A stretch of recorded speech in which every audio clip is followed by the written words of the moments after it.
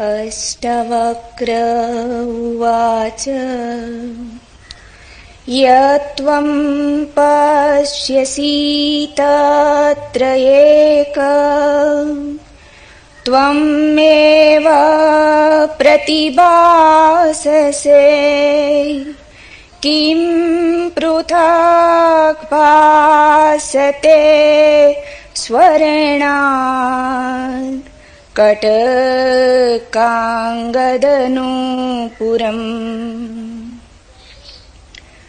अयं सोऽहमयं नाहं विभागम् इति सन्त्यज सर्वम् आत्मा इति निश्चित्य निसङ्कल्प सुखी भव तवैवाज्ञानतो विश्वम् त्वमेक परमार्थतः तत्त्वोऽन्यो नास्ति संसारी न संसारी च कश्चन भ्रान्तिमात्रम् इदं विश्वम् न किञ्चिदिति निश्चयी निर्वासन स्फूर्तिमात्रो न किञ्चिदिति शाम्यति एक एव भवाम्बोधौ आसित अस्ति भविष्यति न ते बन्धोऽस्ति मोक्षो वा कृतकृत्य सुखं चर मा संकल्प विकल्पाभ्याम् चित्तं क्षोभय चिन्मयी उपशाम्य सुखं तिष्ठ स्वात्मनि आनन्दविग्रहे त्यज एव ध्यानं सर्वत्रम् मा किञ्चित् हृदि धारय आत्मा त्वं मुक्त एवासि किं विमृश्य करिष्यसि। पहला सूत्र। अष्टवक्र ने कहा, जिसको तू देखता है उसमें एक तू ही भासता है। क्या कंगना, बाजूबंद और नूपुर सोने से भिन्न भासते हैं। यत्वम पश्यसि तत्र एकम त्वम एव प्रतिभासते। जगत जैसे दर्पण है, हम अपने को ही बार बार देख लेते, अपनी ही प्रतिछवि बार बार खोज लेते। जो हम हैं वही हमें दिखाई पड़ जाता है। साधारणतः हम सोचते हैं जो हमें दिखाई पड़ रहा है बाहर। फूल में सौंदर्य दिखा तो सोचते हैं सुंदर होगा फूल। नहीं, सौंदर्य तुम्हारी आंखों में।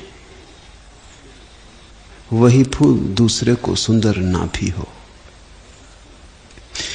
किसी तीसरे को उस फूल में ना सौंदर्य हो ना असौंदर्य हो, कोई तटस्थ भी हो, किसी चौथे को उपेक्षा हो। जो तुम्हारे भीतर है वही झलक जाता। किसी बात में तुम्हें रस आ जाता, रस तुम ही उंडेलते हो। किसी दूसरे को जरूरी नहीं उसी में रस आ जाए। तुम डोल उठते किसी गीत को सुनकर, और किसी दूसरे प्राण की वीणा जरा भी नहीं बजती। मनस्विद, तत्वविद दार्शनिक सदियों से चेष्टा करते रहे परिभाषा करने की, सौंदर्य की, शिवम की, सत्यम की परिभाषा हो नहीं पाती। पश्चिम के बहुत बड़े विचारक जी मूर ने एक किताब लिखी है, प्रिंसिपिया इथिका। अनूठी किताब है, बड़े श्रम से लिखी गई। सदियों में कभी ऐसी कोई एक किताब लिखी जाती। चेष्टा की है शुभ की परिभाषा करने की कि शुभ क्या है, व्हाट इज गुड। 200-250 प्रश्नों में बड़ी तीव्र मेधा का प्रयोग किया है और आखिरी निष्कर्ष है कि शुभ अपरिभाष्य है, द गुड इज इनडिफाइनेबल। ये खूब निष्पत्ति हुई। सौंदर्य शास्त्री सदियों से सौंदर्य की परिभाषा करने की चेष्टा करते रहे। सौंदर्य क्या है, क्योंकि परिभाषा ही न हो तो शास्त्र कैसे बने। लेकिन अब तक कोई परिभाषा कर नहीं पाया। पूरब की दृष्टि को समझने की कोशिश करो। पूरब कहता है परिभाषा हो नहीं सकती, क्योंकि व्यक्ति व्यक्ति का सौंदर्य अलग है और व्यक्ति व्यक्ति का शुभ भी अलग है। व्यक्ति वही देख लेता है जो देखने में समर्थ है। व्यक्ति अपने को ही देख लेता है। जिसको तू देखता है उसमें एक तू ही भासता है। कृष्णमूर्ति का आधारभूत विचार है, the observer is the observed. वो जो दृश्य है दृष्टा ही है। पीछे हमने अष्टावक्र के सूत्रों में समझने की कोशिश की कि जो दृश्य है वो दृष्टा कभी नहीं है। अब एक कदम और आगे, इसमें विरोधाभास दिखेगा। किसी ने प्रश्न भी पूछा है कि आप कहते हैं जो दृश्य है वो दृष्टा कभी नहीं, और कृष्णमूर्ति कहते हैं दृश्य दृष्टा ही है। ये दोनों तो बातें विरोधाभासी हैं। कौन सच है? ये बातें विरोधाभासी नहीं है, दो अलग तलों पर है। पहला तल है, पहले ज्ञान की किरण जब फूटती तो वो इसी मार्ग से फूटती है, जानकर कि जो दृश्य है वो मुझसे अलग है। समझने की कोशिश करें। तुम जो देखते हो निश्चित ही तुम देखने वाले उससे अलग हो गए। जो भी तुमने देख लिया तुम उससे पार हो गए। तुम जो दिखाई पड़ गया वह तो ना रहे। दृश्य तो तुम ना रहे, दृश्य तो दूर पड़ा रह गया। तुम तो खड़े होकर देखने वाले हो गए। तुम यहां मुझे देख रहे तो निश्चित ही तुम मुझसे अलग हो गए। तुम मुझे सुन रहे तुम मुझसे अलग हो गए। जो भी तुम देख लेते, छू लेते, सुन लेते, स्पर्श कर लेते, स्वाद ले लेते, जिसका तुम्हें अनुभव होता वो तुमसे अलग हो जाता। ये ज्ञान की पहली सीढ़ी। जैसे ही ये सीढ़ी पूरी हो जाती और तुम दृश्य से अपने दृष्टा को मुक्त कर लेते, तब दूसरी घटना घटती। पहला तुम्हें करना होता, दूसरा अपने से होता। दूसरी घटना बड़ी अपूर्व है। जैसे ही तुमने दृश्य से दृष्टा को अलग कर लिया, फिर दृष्टा दृष्टा भी नहीं रह जाता, क्योंकि दृष्टा बिना दृश्य के नहीं रह सकता। वो दृश्य के साथ ही जुड़ा है। जब दृश्य खो गया तो दृष्टा भी खो गया। तुम दृष्टा की परिभाषा कैसे करोगे? दृश्य के बिना तो कोई परिभाषा नहीं हो सकती। दृश्य को तो लाना पड़ेगा, और जिस दृष्टा की परिभाषा में दृश्य को लाना पड़ता है वो दृश्य से अलग कहां रहा, वो एक ही हो गया। दृश्य के गिरते ही दृष्टा भी गिर जाता है। पहले दृश्य को गिरने दो, फिर दूसरी घटना अपने से घटेगी। तुमने दृश्य खींचा, अचानक तुम पाओगे दृष्टा भी गया। तब तुम्हें कृष्णमूर्ति का दूसरा वचन समझ में आएगा, the observer is the observed. वो जो दृश्य है दृष्टा ही है।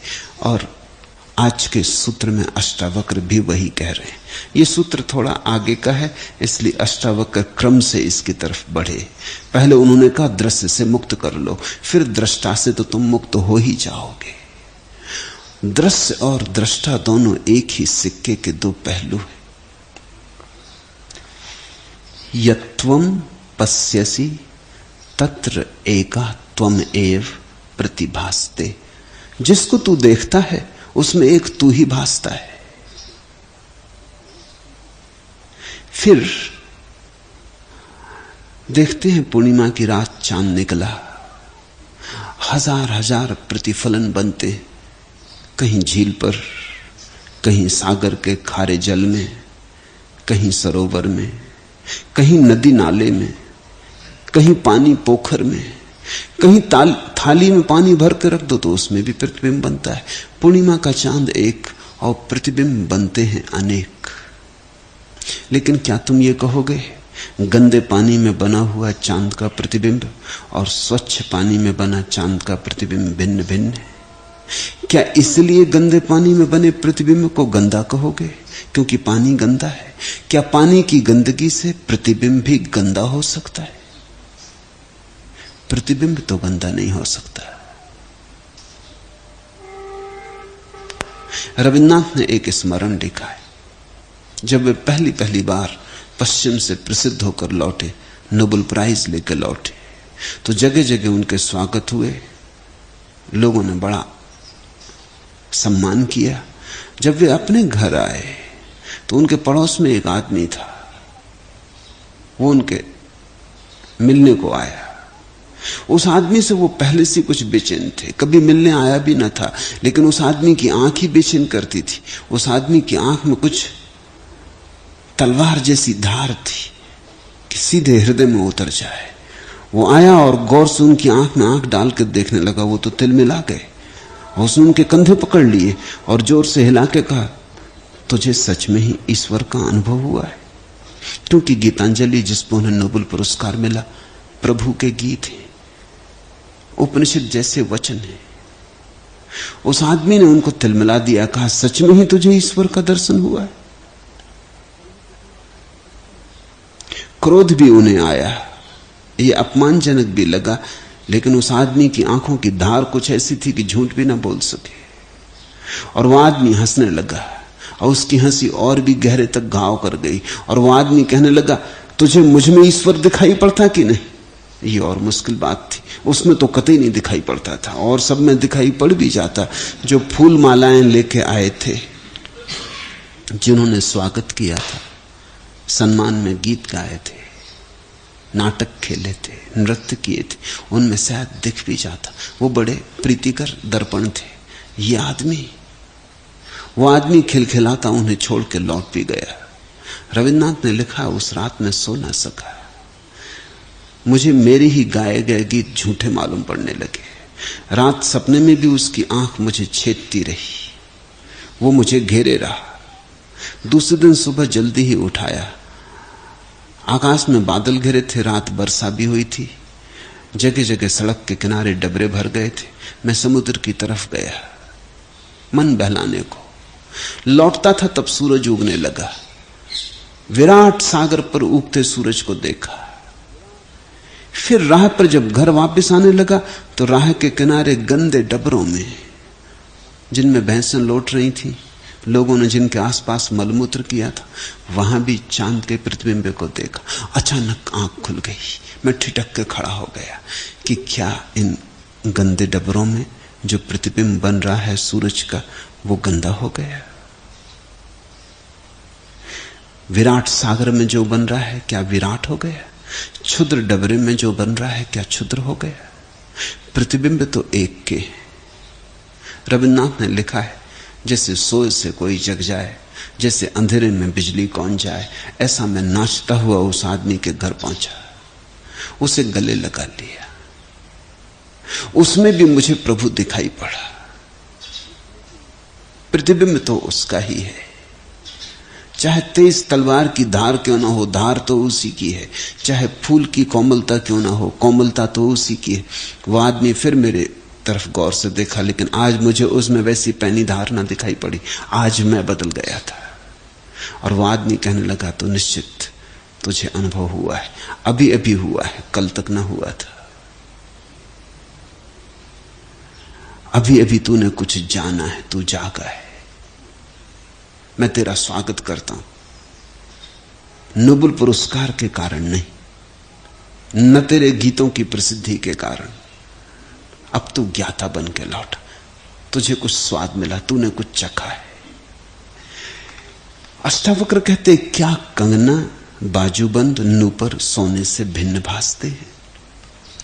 सोने के कितने आभूषण बन जाते, ऐसे ही परमात्मा के कितने रूप बनते। रावण भी उसका ही रूप।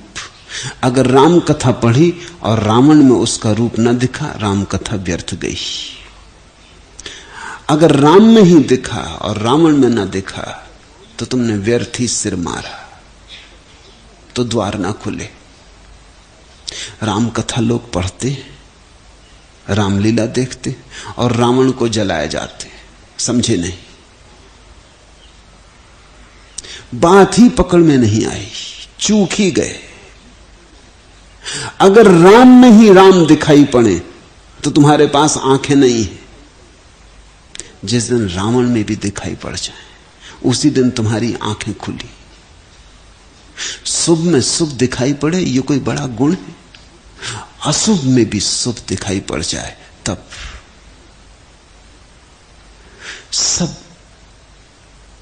आभूषण उस एक के ही है। कहीं राम होकर, कहीं रावण होकर, कहीं कृष्ण, कहीं कंस, कहीं जीसस, कहीं जुदास, कहीं प्रीतिकर, कहीं अप्रीतिकर, कहीं फूल, कहीं कांटा, लेकिन कांटा भी उसका ही रूप है। और जब कांटा चुभे तब भी उसे स्मरण करना, तो तुम धीरे धीरे पाओगे एक रस होने लगे। जो एक को देखने लगता वो एक रस होने लगता, जो एक रस होने लगता उसे फिर एक दिखाई पड़ने लगता है।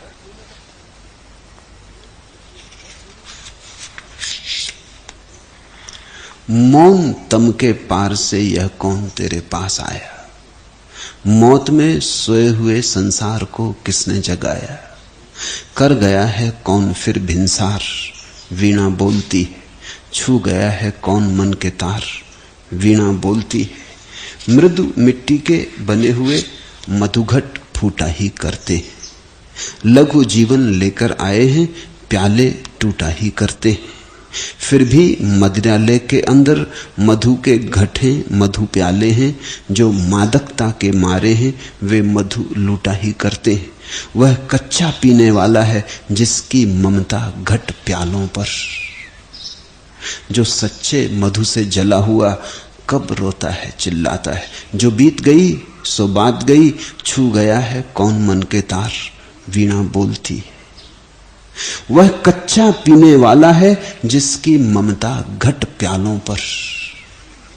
जिस रूप में जो उलझ गया, आकृति में जो उलझ गया, अरूप को न पहचाना, आकृति अतीत को न पहचाना, वो कच्चा पीने वाला है। जिसने राम में देख लिया, रावण में न देखा, वो पक्षपाती अंधा है। अंधे के पक्षपात होते, आंख वाले के पक्षपात नहीं होते। आंख वाला तो उसे सब जगह देख लेता है, हर जगह देख लेता है। 1857 की गदर में एक नग्न सन्यासी को एक अंग्रेज सैनिक ने छाती में भाला भोंक दिया, भूल से। ये नंगा फकीर गुजरता था, रात का वक्त था, ये अपनी मस्ती में था, सैनिकों के शिविर के पास से गुजरता था, पकड़ लिया गया। लेकिन इसने 15 वर्ष से मौन ले रखा था। ये तो उन्हें पता न था, एक तो नंगा, फिर बोले ना, लगा कि जासूस है, लगा कि कोई उपद्रवित। बोले ना, चुप खड़ा मुस्कुराए, तो और भी क्रोध आ गया। उसने कसम ले रखी थी कि मरते वक्त ही बोलूंगा, बस एक बार। तो जिस अंग्रेज सैनिक ने उसकी छाती में भाला भौंका, भाला के भौंकने पर वो बोला, उसने कहा, तू मुझे धोखा ना दे सकेगा, मैं तुझे अब भी देख रहा हूं। तत्वमसि, और मर गया। वह तू ही है, तू मुझे धोखा ना दे सकेगा। तू हत्यारे के रूप में आया, आ, लेकिन एक बार तुझे पहचान चुका तो अब तू किसी भी रूप में आ, फर्क नहीं पड़ता। उस अपने हत्यारे में भी प्रभु का दर्शन हो सका। मुक्त हो गया ये व्यक्ति, इसी क्षण हो गया। इसकी मृत्यु ना आई, ये तो मोक्ष आया। इस भाले ने इसे मारा नहीं, इस भाले ने इसे जिलाया, शाश्वत जीवन में जगाया। किम पृथक भासते स्वर्णात कंठ कागद नूपुरम। अलग अलग दिखाई पड़ते तुम्हें स्वर्ण के आभूषण, तो फिर तुम अंधे हो। सबके भीतर एक ही सोना है। ऊपर के आकार से क्या भेद पड़ता है? तो दो बातें इस सूत्र में हैं। एक कि जो तुम्हें दिखाई पड़ता है तुम ही हो। सारा जगत दर्पण है और सारे संबंध भी, सारे अनुभव दर्पण है और सारी परिस्थितियां भी। तुम ही अपने को झांक झांक लेते हो अनेक अनेक रूपों में, पहली बात। दूसरी बात, ये जो अनेक अनेक रूप दिखाई पड़ रहे हैं, इन सब के भीतर भी एक ही व्याप्त है। ये अनेक रूप भी बस ऊपर ऊपर अनेक है। जैसे सागर पर लहरें हैं, कितनी लहरें, कितने कितने ढंग की लहरें, छोटी बड़ी विराट, लेकिन सबके भीतर एक ही सागर तरंगित है, एक ही सागर लहराया है। ये सब एक ही सागर के चादर पर पड़ी हुई सलवटें, इनमें जरा भी भेद नहीं है। इनके भीतर जो छिपा है एक है। ये दोनों सूत्र इस एक सूत्र में छिपे हैं, दोनों अद्भुत हैं। तुम जरा जरा रूप को पार करना सीखो, अरूप को खोजो। चेहरे को कम देखो, चेहरे के भीतर जो छिपा हुआ उसे जरा ज्यादा देखो। तन को जरा कम देखो, तन के भीतर जो छिपा उस पर जरा ज्यादा ध्यान दो। शब्द में जो सुनाई पड़ता है उसे जरा कम सुनो, शब्द के भीतर जो शून्य का भिनसार है, वो जो वीणा शून्य की बज रही, उसे सुनो। ऐसे अगर तुम शांत होते गए, शांत हो ही जाओगे, क्योंकि अशांति है अनेक के कारण, अशांति अनेक की छाया है। जब एक दिखाई पड़ने लगता तो अशांत होने की सुविधा नहीं रह जाती। एक ही है तो अशांति कैसी? और जब तुम ही हो सब तरफ झलकते, कोई दूसरा नहीं, तो भय किसका?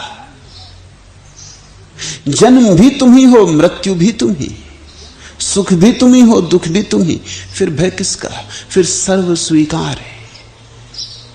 फिर उस सर्व स्वीकार में ही शांति का फूल खिलता, अपरसीम फूल खिलता, अम्लान पारिजात, जो कभी नहीं छुआ गया ऐसा कोरा कुंवारा फूल खिलता। कहो सहस्त्रार, सहस्त्र दल कमल, लेकिन खिलता है एकत्व की घटना में, जब सब तरफ तुम्हें एक दिखाई पड़ने लगता। पहले मैं और तू का भेद नहीं रह जाता, फिर बाहर रूप के भेद नहीं रह जाते। ख्याल करना, अगर हम दो शून्य व्यक्तियों को एक कमरे में बिठा दें तो क्या वहां दो व्यक्ति होंगे या एक? वहां दो तो हो नहीं सकते।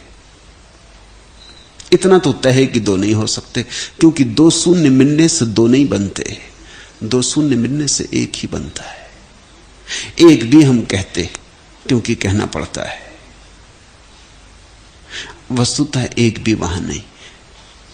इसलिए भारत में हम कहते हैं अद्वैत बनता। दो नहीं बनते, एक की बात हम करते नहीं, क्योंकि एक के लिए भी तो सीमा चाहिए। तुम 3 शून्य ले आओ, 4 शून्य ले आओ, सब खोते चले जाते। ऐसा हुआ बुद्ध के समय में।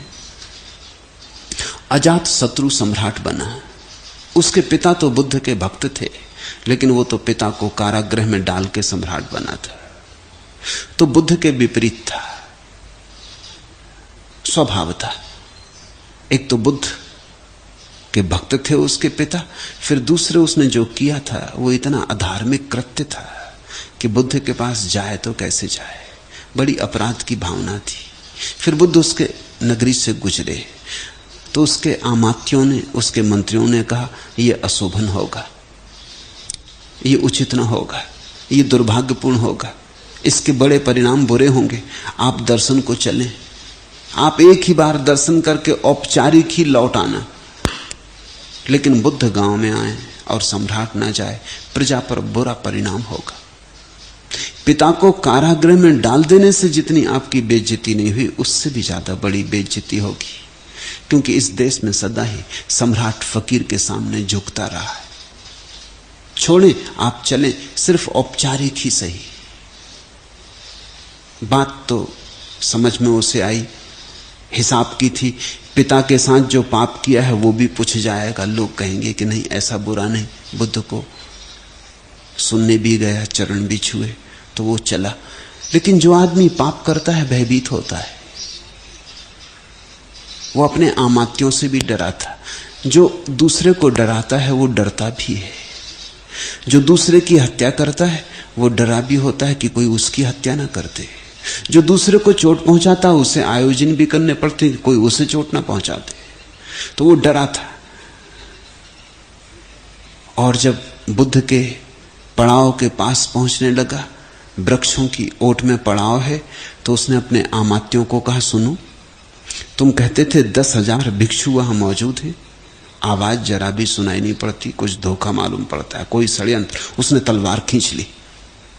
आमात्य हंसने लगे। उन्होंने कहा, आप नासमझी ना करें, आपको बुद्ध का पता नहीं, आपको बुद्ध के पास बैठे 10,000 लोगों का भी पता नहीं। थोड़ा धैर्य रखें, कोई षड्यंत्र नहीं है, आप आए। वो नंगी तलवार लिए ही चला।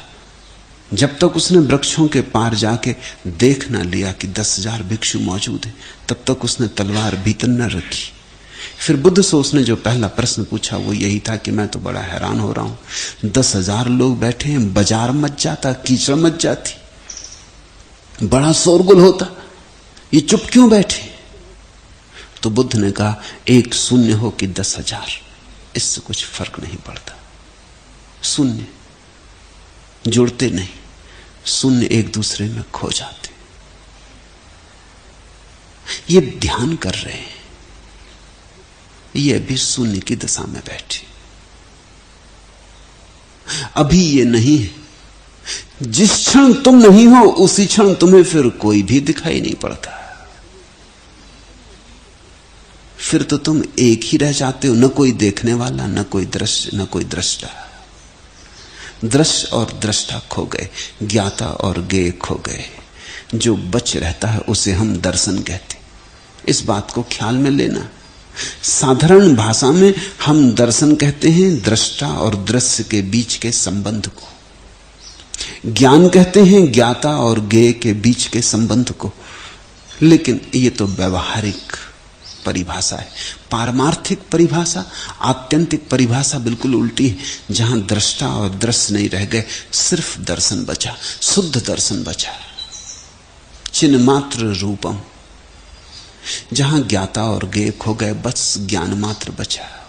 उसी को तो बार बार अष्टावक्र कहते हैं, इति ज्ञानम। फिर जो बचता है वही ज्ञान है, और फिर जो बचता है वही मुक्ति है। ज्ञान मुक्त करता है। तो ज्ञान के पहले चरण जिसको तू देखता है उसमें एक तू ही भासता है। ये कोई सिद्धांत नहीं कि तुम सुन लो और मान लो। ये कोई गणित की परिभाषाएं भी नहीं कि सुन ली और मान ली। ये तो जीवंत प्रयोग से ही तुम्हें पता चल सकते हैं। तुम जरा जिंदगी में झांकना शुरू करो इस तरह से, इस नए कोण से, कि तुम ही दिखाई पड़ रहे हैं। जब कोई तुम्हें गाली देता है और तुम्हें दिखाई पड़ता है ये आदमी दुष्ट, तब तुम जरा गौर से देखना, इसकी दुष्टता में तुम्हारा ही कुछ तो दिखाई नहीं पड़ा है। तुम्हारा अहंकार ही तो नहीं इसको चोट कर गया, तिल मिला गया। ये तुम्हारे अहंकार की ही लौटती हुई प्रतिध्वनि तो नहीं। अगर अहंकार ना हो तो तुम्हारा कोई अपमान नहीं कर सकता। अपमान का उपाय ही नहीं। तुमने कभी देखा पैर में चोट लग जाए तो फिर दिन भर उसी में चोट लगती, दहली से निकले दहली की लग जाती, दरवाजा खोला दरवाजा लग जाता, जूता पहनते जूता लग जाता, छोटा बच्चा आके उसी पे चढ़ जाता। तुम बड़े हैरान होते हो कि आज क्या सबने कसम खा ली कि जहां मुझे चोट लगी वहीं चोट मारेंगे। नहीं, किसी ने कसम नहीं खा ली, किसी को पता भी नहीं। लेकिन जहां तुम्हें चोट लगी है, अगर कल वहां किसी ने पैर रखा होता तो पता ना चलता, आज पता चल जाता, प्रतिध्वनि होती, क्योंकि चोट है। अहंकार घाव की तरह, घाव तुम लिए चलते हो, जरा धक्का लगा किसी का, चोट वहां पहुंच जाती। कोई तुम्हें चोट पहुंचाने के लिए आतुर भी नहीं है, फुर्सत किसको है? लोग अपने ही जीवन में इतने उलझे हैं कि किसके पास समय, किसके पास सुविधा कि तुम्हारा अपमान करें। इसलिए कई बार ऐसा होता है कि तुम अपमानित हो जाते हो, और जब तुम कहते हो दूसरे व्यक्ति को कि तूने मेरा अपमान किया, वो चौंकता है, वो कहता है क्या कह रहे, मैंने तो ऐसी कोई बात नहीं की। और ये दुश्मनों की तो छोड़ दें, जिनको हम परिजन कहते, मित्र कहते, उनके साथ रोज होता है। पति कुछ कहता है, पत्नी कुछ सुन लेती, और पति लाख समझाया कि ये मैंने कहा नहीं, तो वो कहती है बदलो मत, यही तुमने कहा है। पत्नी कुछ कहती, पति कुछ अर्थ लगा लेता है। अर्थ तुम अपने भीतर से लगाते हो, जो सुनते हो वही नहीं सुनते हो। फिर जहां चोट लगी हो वहां चोट पहुंचती, लेकिन तुम्हारी चोट के कारण ही ऐसा होता है। एक छोटा बच्चा डॉक्टर से अपने हाथ में हुए फोड़े का ऑपरेशन कराने गया था। ऑपरेशन करके जब वो पट्टी बांधने लगा तो बाएं हाथ को ऑपरेशन किया था, उसने बायां हाथ पीछे छिपा लिया और दायां हाथ आगे कर दिया। उसने कहा पट्टी इस पे बांधे। डॉक्टर ने कहा तू पागल हुआ बेटे, स्कूल में जाएगा चोट लग जाएगी, ये पट्टी तो चोट से बचाने के लिए ही बांध रहा हूं। कहा आप स्कूल के बच्चों को नहीं जानते, जहां पट्टी बंधी हो वहीं चोट मारते। आप पट्टी इस हाथ पे बांध दो, उनका उस पर ध्यान ही ना जाएगा। वो बच्चा भी ठीक कह रहा है, थोड़े से अनुभव से कह रहा है, क्योंकि जहां पट्टी बंधी हो वहीं चोट लगती, मारता कोई ऐसी बात नहीं। तो कहता दूसरे हाथ में बांधो, चोट इसमें लगती रहेगी और जिसमें चोट है वो बचा रहेगा।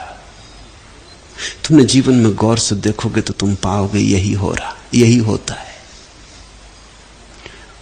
जो तुम्हें दिखाई पड़ता है वो तुम्हारी छाया, तुम अपने को ही देख के उलझ जाते हो। और ध्यान रखना कि बाहर ये जो इतने अनेक अनेक रूप दिखाई पड़ रहे हैं, एक ही समुद्र में, एक ही चैतन्य के सागर में अलग अलग लहरें।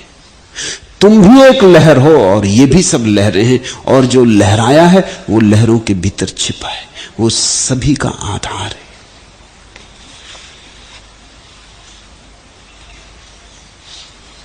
यह वह मैं हूं और यह मैं नहीं हूं, ऐसे विभाग को छोड़ दे। सब आत्मा है ऐसा निश्चय करके तू संकल्प रहित होके सुखी हो। यह मैं हूं वह मैं हूं, यह मैं नहीं हूं वह मैं नहीं हूं, ऐसे विभाग को छोड़ दे। हम जीवन भर विभाग ही बनाते। हमारे जीवन भर की अथक चेष्टा यही होती कि हम ठीक ठीक परिभाषा कर दें कि मैं कौन। मेरे पास लोग आते हैं, वो कहते हैं हमें ये पता नहीं कि हम कौन हैं, कोई रास्ता बताएं कि हम जान लें कि हम कौन हैं। क्या जानना चाहते हो तुम? एक परिभाषा चाहते हो, सीमा चाहते हो, जिसके भीतर तुम कह सको यह मैं हूं। यही हम कोशिश भी कर रहे हैं, सांसारिक ढंग से या धार्मिक ढंग से। हमारी चेष्टा एक ही है कि साफ साफ प्रकट हो जाए कि मैं कौन। तुम देखे जरा किसी को धक्का लग जाए, वो खड़े हो कहता आपको मालूम नहीं कि मैं कौन। वो क्या कह रहा है? वो ये कह रहा धक्का मार रहे हो, पता नहीं मैं कौन हूं। महंगा पड़ेगा ये धक्का, मुश्किल में पड़ जाओगे, क्षमा मांग लो। उसे भी पता नहीं कि वह कौन है। किसको पता है? नहीं पता है, इसलिए झूठे झूठे हमने लेबल लगा रखे। कोई कहता मैं हिंदू, ये भी कोई होना हुआ। पैदा हुए थे तो हिंदू की तरह पैदा न हुए थे। गीता साथ लेकर आए न थे, न कुरान लेकर आए थे, न बाइबल लेकर आए थे, खाली हाथ चले आए थे। सिर पर भी कुछ लिखा न था कि हिंदू हो कि मुसलमान हो कि ईसाई हो, बिल्कुल खाली निपट कोरे कागज की तरह आए थे। किसी और ने लिख दिया है कि हिंदू हो, किसी और ने लिख दिया कि मुसलमान हो। किसी ने किताब खराब कर दी है तुम्हारी।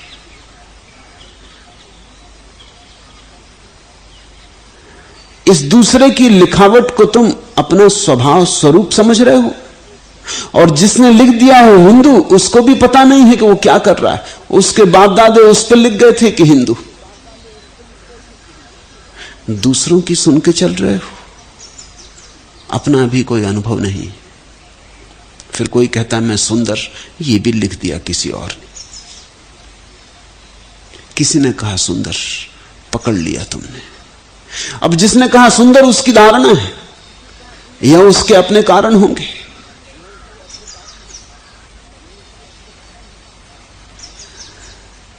दुनिया में सौंदर्य की अलग अलग धारणाएं हैं।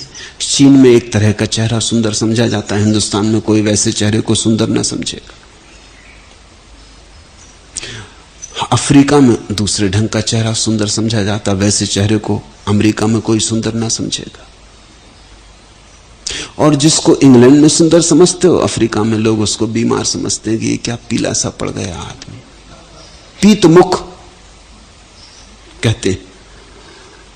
ये भी कोई बात हुई? ये कोई सौंदर्य हुआ? जरा सी धूप नहीं सह सकता, ये कोई स्वास्थ्य हुआ? सौंदर्य की बड़ी अलग धारणाएं। कौन सुंदर है, किसकी धारणा सच है, कौन कुरूप है? फिर तुम भी देखते होगे, तुम्हारा कोई मित्र किसी के प्रेम में पड़ जाता, तुम सिर ठोक लेते कि किस औरत के पीछे दीवाने। वहां कुछ भी नहीं रखा, लेकिन वो दीवाना है। वो कहता है मिल गई मुझे मेरे हृदय की सुंदरी, जिसकी तलाश थी जन्मों जन्मों से, उसका मिलन हो गया। हम एक दूसरे के लिए ही बने। अब तो जोड़ बैठ गया, अब मुझे कोई खोज नहीं करनी, आ गया पड़ाव अंतिम। तुम हैरान होते हो कि तुम्हारी बुद्धि खो गई, पागल हो गए। कुछ तो अकल से काम लो, कहां की साधारण स्त्री को पकड़ बैठे हो।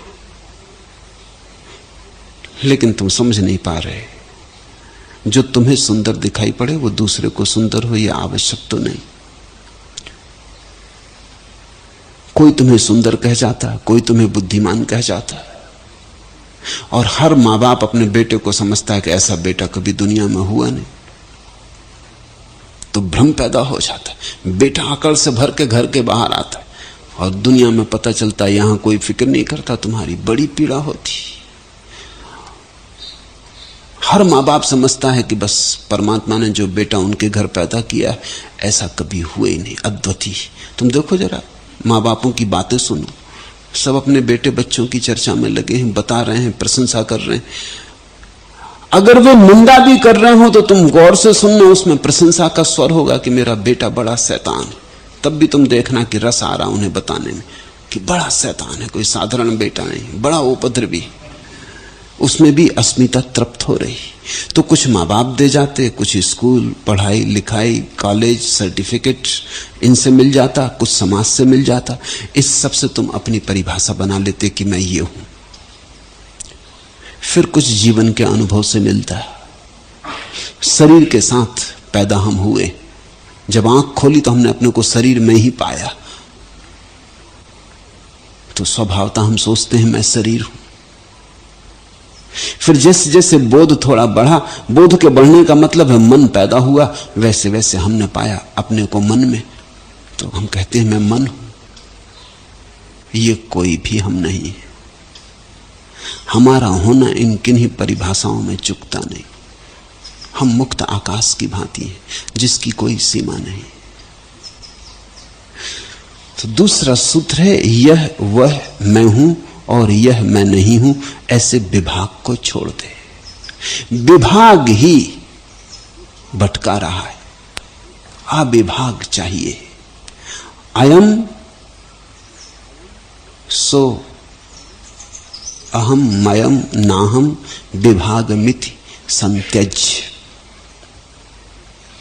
सर्वमात्मेति निश्चित्य निसंकल्पा सुखी भव। इन सबको सम्यक रूपेण त्याग कर दे। संत्यज, संत्यज शब्द बड़ा महत्वपूर्ण। सिर्फ त्याग नहीं, सम्यक त्याग। क्योंकि त्याग तो कभी कभी कोई हट में भी कर देता है, जिद में भी कर देता है, कभी कभी तो अहंकार में भी कर देता है। तुम जाते हो ना किसी के पास दान लेने, तो पहले उसके अहंकार को खूब फुसलाते हो कि आप महादानी, आपके बिना क्या संसार में धर्म रहेगा। खूब हवा भरते हो। जब देखते हो कि फुग्गा काफी फैल गया, तब तुम बताते हो कि एक मंदिर बन रहा है, अब आपकी सहायता की जरूरत है। वो जो आदमी 1 रुपया देता शायद 100 रुपये दे, तुमने खूब फुला दिया। लेकिन दान आ रहा है, वो सम्यक त्याग नहीं है, वो तो अहंकार का हिस्सा है। अहंकार से कहीं सम्यक त्याग हो सकता। मैंने सुना है कि एक राजनीतिज्ञ अफ्रीका के एक जंगल में शिकार खेलने गया और पकड़ लिया गया। जिनने पकड़ लिया वो थे नरभक्षी कबीले के लोग। वे जल्दी उत्सुक थे उसको खा जाने को, कढ़ाई चढ़ा दिए गए। लेकिन वो जो उनका प्रधान था, वो उसकी खूब प्रशंसा कर रहा है। और देर हुई जा रही, डोल बजने लगे और लोग तैयार हैं कि भोजन का मौका आया जा रहा है। और ऐसा सुस्वादु भोजन बहुत दिन से मिला नहीं था। देर होने लगी तो एक ने आके कहा अपने प्रधान को कि इतनी देर क्यों करवा रहे हो। उनका तुम ठहरो, ये राजनीतिज्ञ मैं जानता हूं, पहले इसको फुला लेने दो, जरा इसकी प्रशंसा कर लेने दो। जरा फूल के कुप्पा हो जाए तो ज्यादा लोगों का पेट भरेगा, नहीं तो ऐसे दुबला पतला है। ठहरो थोड़ा, मैं जानता हूं राजनीतिज्ञ को, पहले उसके दिमाग को खूब फुला दो। तुम्हारा अहंकार कभी कभी त्याग के लिए भी तैयार हो जाता। तुमने देखा ना, कभी अगर त्यागी की शोभा यात्रा निकलती है कि जैन मुनि आए, शोभा यात्रा निकल रही, राह के किनारे खड़े होकर तुम्हें भी देख के कभी मन में उठता है ऐसा सौभाग्य अपना कब होगा जब अपनी भी शोभा यात्रा निकले। एक दफा मन में सपना उठता है कि हम भी इसी तरह सब छोड़ छाड़ के, रखा भी क्या है संसार में, शोभा यात्रा निकलवा लें। लोग उपवास कर लेते 8-8, 10-10 दिन के, क्योंकि 10 दिन के उपवास के बाद प्रशंसा होती, सम्मान मिलता। मित्र परिजन पड़ोसी पूछने आते, सुख दुख सेवा के लिए आते, बड़ा काम कर लिया। छोटे छोटे बच्चे भी अगर घर में उपवास की महिमा हो तो उपवास करने को तैयार हो जाते, सम्मान मिलता है। अगर अहंकार को सम्मान मिल रहा हो तो त्याग संत्याग नहीं है, फिर वही पुराना रोग जारी है, कोई क्रांति नहीं घटती। क्रांति के लिए भी हमारे पास 2 शब्द हैं, क्रांति और संक्रांति। तो जो क्रांति जबरदस्ती हो जाए, किसी मूर्खतावश हो जाए, आग्रह पूर्वक हठ पूर्वक हो जाए, वो क्रांति। लेकिन जब कोई क्रांति जीवन के बोध से निकलती तो संक्रांति, सहज निकलती तो संक्रांति। संत्यज का अर्थ होता सम्यक रूपेण बोध पूर्वक छोड़ दो। किसी कारण से मत छोड़ो, व्यर्थ है इसलिए छोड़ दो। धन को इसलिए मत छोड़ो कि धन छोड़ने से गौरव मिलेगा, त्यागी की महिमा होगी, या स्वर्ग मिलेगा या पुण्य मिलेगा, और पुण्य को भंजा लेंगे भविष्य में, तो फिर सम्यक त्याग ना हुआ, असम्यक हो गया। इसलिए छोड़ दो कि देख लिया कुछ भी नहीं है। तुम एक पत्थर लिए चलते थे सोच के कि हीरा है, फिर मिल गया कोई पारखी, उसने कहा पागल हो, ये पत्थर है, हीरा नहीं। एक जौहरी मरा, तो उसका बेटा छोटा था। उसकी पत्नी ने कहा कि तू अपने पिता के मित्र एक दूसरे जौहरी के पास चला जा, हमारे पास बहुत सी हीरे जवाहरात तिजोरी में रखे, वो उनको बिकवा देगा तो हमारे लिए पर्याप्त है। वो जौहरी बोला मैं खुद आता हूं। वो आया, उसने तिजोरी खोली, एक नजर डाली, उसने कहा तिजोरी बंद रखो, अभी बाजार भाव ठीक नहीं, जैसे ही बाजार भाव ठीक होंगे बेच देंगे, और तब तक कृपा करके बेटे को मेरे पास भेज दो ताकि ये थोड़ा जौहरी का काम सीखने लगे।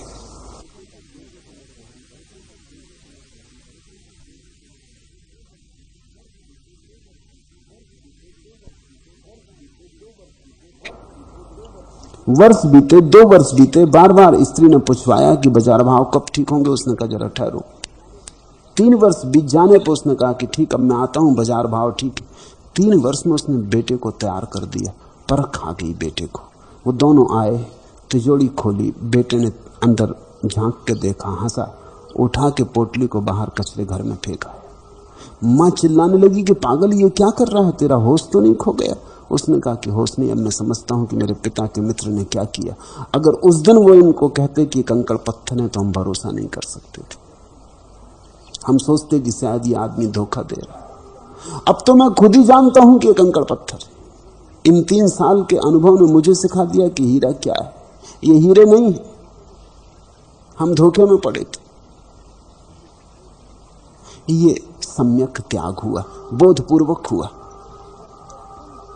जब तक तुम त्याग किसी चीज को पाने के लिए करते हो, वो त्याग नहीं, सौदा है, सम्यक त्याग नहीं। सम्यक त्याग तभी है जब किसी चीज की व्यर्थता दिखाई पड़ गई। अब तुम किसी के लिए थोड़ी छोड़ते हो। सुबह तुम घर का कचरा झाड़ बुहार के कचरे घर में फेंक आते, तो अखबार में खबर थोड़ी करवाते हो कि आज फिर कचरे का त्याग कर दिया। वो सम्यक त्याग है। जिस दिन कचरे की तरह चीजें तुम छोड़ देते हो, उस दिन सम्यक त्याग, बोधपूर्वक, जानकर कि ऐसा है ही नहीं। एक आदमी है जो मानता है मैं शरीर हूं, और एक दूसरा आदमी है जो रोज सुबह बैठ के मंत्र पढ़ता है कि मैं शरीर नहीं हूं, मैं आत्मा हूं। इन दोनों में भेद नहीं है। ये दोहराना कि मैं शरीर नहीं हूं, इसी बात का प्रमाण है कि तुम्हें अब भी एहसास हो रहा है कि तुम शरीर हो। जिस आदमी को समझ में आ गया कि मैं शरीर नहीं हूं, बात खत्म हो गई। अब दोहराना क्या है? दोहराने से कहीं झूठ को सत्य थोड़ी बनाया जा सकता है। हां, झूठ सत्य जैसा लग सकता है, लेकिन सत्य कभी बनेगा नहीं। यह वह मैं हूं और यह मैं नहीं हूं, ऐसे विभाग को छोड़ दे। और छोड़ने में ख्याल रखना, सम्यक त्याग हो, संत्यज्य, बोधपूर्वक छोड़ना। किसी की मान के मत छोड़ देना, खुद ही पारखी बनना, जौहरी बनना, तभी छोड़ना। खुद के बोध से जो छूटता है बस वही छूटता है, से सब छूटता नहीं। किसी नए द्वार से, किसी पीछे के द्वार से वापस लौट आता है। और ऐसे सब विभाग को, विभाग मिति संत्यज्य, मन की एक व्यवस्था है कि वो हर चीज में विभाग करता है। देखते हैं पश्चिम में आज से 2000 साल पहले सिर्फ एक विज्ञान था जिसको वो फिलॉसफी कहते थे। फिर विभाग हुए, फिर साइंस अलग टूटी, फिलॉसफी और साइंस अलग हो गई। फिर साइंस टूटी, फिजिक्स और केमिस्ट्री और बायोकेमिस्ट्री एंड बायोलॉजी अलग हो गई। मेडिकल साइंस अलग हो गई, इंजीनियरिंग अलग हो गई। फिर उनमें भी टूट होने लगी। तो ऑर्गेनिक केमिस्ट्री, इनऑर्गेनिक केमिस्ट्री अलग हो गई। फिर मेडिकल साइंस 1000 टुकड़ों में टूट गई। जल्दी ही ऐसा वक्त आ जाएगा कि बाईं आंख का डॉक्टर अलग, दाईं आंख का डॉक्टर अलग, विभाजन होते चले जाते। हर चीज का स्पेशलाइजेशन हो जाता। फिर उसमें भी शाखाएं प्रशाखाएं निकल आती। वो पुराने दिन गए जब तुम किसी डॉक्टर के पास चले जाते हो, कोई भी बीमारी हो तो वो तुम्हें सहायता दे देता। वो पुराने दिन गए। अब पूरे आदमी का डॉक्टर कोई भी नहीं। अब तो खंड खंड के डॉक्टर हैं। कान खराब तो एक डॉक्टर, आंख खराब तो दूसरा डॉक्टर, गला खराब तो तीसरा, पेट में कुछ खराबी तो चौथा। और मजा ये है कि तुम एक हो, तुम्हारी आंख, गला, पेट सब जुड़ा है और डॉक्टर सब अलग है। इसलिए कभी कभी ऐसा हो जाता, पेट का इलाज करवा के आ गए, आंख खराब हो गई, आंख ठीक करवानी, कान बिगड़ गए, कान ठीक हो गए, टांसिल में खराबी आ गई, टांसिल निकलवा लिए, अपेंडिक्स खड़ी हो गई। जो लोग आज चिकित्सा शास्त्र पर गहरा विचार करते हैं वो कहते हैं तो बड़ा खतरा हो गया। आदमी इकट्ठा है तो चिकित्सा शास्त्र भी इकट्ठा होना चाहिए। ये तो खंडों का इलाज हो रहा है और एक खंड वाले को दूसरे खंडों का कोई पता नहीं। तो एक खंड वाला जो कर रहा है उसके क्या परिणाम दूसरे खंड पर होंगे, इससे कुछ संबंध नहीं रह गया। पूरे को जानने वाला कोई बचा नहीं। अब बीमारियों का इलाज हो रहा है, बीमार की कोई चिंता ही नहीं कर रहा है। व्यक्ति की कोई पकड़ नहीं रह गई, अखंड व्यक्ति की, खंड खंड, और ये खंड बढ़ते जाते और इनके बीच कोई जोड़ नहीं है। फिजिक्स एक तरफ जा रही, केमिस्ट्री दूसरी तरफ जा रही, और दोनों के जो आत्यंतिक परिणाम है उनका संश्लेषण करने वाला भी कोई नहीं, सिंथेसिस करने वाला भी कोई नहीं। कोई नहीं जानता कि सब विज्ञानों का अंतिम जोड़ क्या है, जोड़ का पता ही नहीं। सब अपनी अपनी शाखा प्रशाखा पे चलते जाते, उसमें से और नई फुनगियां निकलती आती, उन पे चलते चले जाते। छोटी सी चीज को जानने में पूरा जीवन व्यतीत हो रहा है और समग्र चूका जा रहा है। धर्म की यात्रा बिल्कुल विपरीत है। धर्म और विज्ञान में यही फर्क है। विज्ञान खंड करता, खंडों के उपखंड करता, उपखंडों के भी उपखंड करता और खंड करता चला जाता। तो विज्ञान पहुंच जाता परमाणु पर, खंड करते करते करते वहां पहुंच जाता है जहां और खंड ना हो सके, या अभी ना हो सके, कल हो सकेंगे तो कल की कल देखेंगे। धर्म की यात्रा बिल्कुल दूसरी है। धर्म दो खंडों को जोड़ता चला जाता, अखंड की तरफ। फिर ब्रह्म बचता, एक बचता, कहो आत्मा, कहो सत्य, निर्वाण, मोक्ष, जो मर्जी। ऐसा समझो कि विज्ञान चढ़ता है वृक्ष की पीड़ से और विभाजन हो जाते, शाखाएं प्रशाखाएं, पत्तों पत्तों पर, डाल डाल, पात पात फैल जाता है। एक पत्ते पर बैठे वैज्ञानिक को दूसरे पत्ते पर बैठे वैज्ञानिक का कोई भी पता नहीं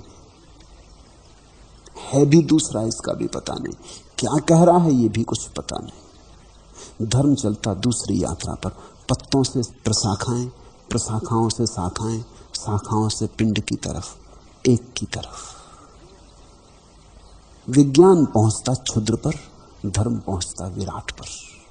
विज्ञान पहुंच जाता अनेक पर, धर्म पहुंच जाता एक पर। इसलिए सूत्र को ख्याल रखना, विभागमिति संतज, तू विभाग करना छोड़, तू बांटना छोड़,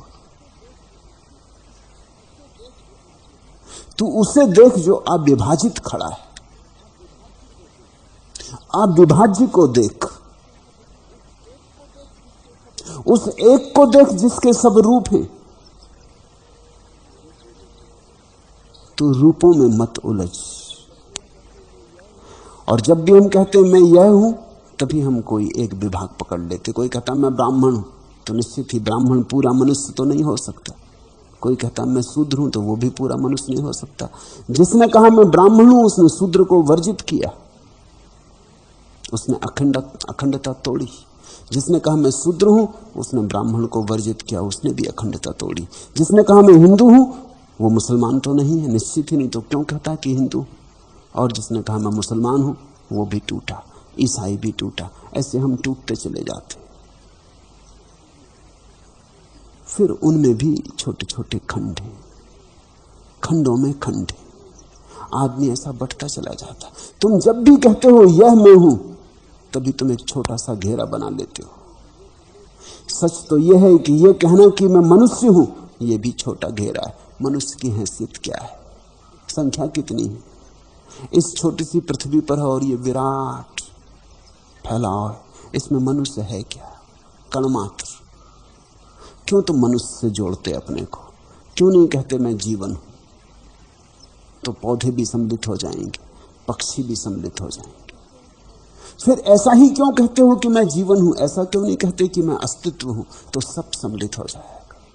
अहम ब्रह्मास्मि का यही अर्थ होता है कि मैं अस्तित्व हूं, मैं ब्रह्म हूं। सब कुछ जो है उसके साथ मैं एक हूं, वह मेरे साथ एक है। ऐसे विभागों को छोड़ते जाने वाला व्यक्ति सागर की अतल गहराई को अनुभव करता है। सागर की सतह पर लहरें हैं, गहराई में एक का निवास है।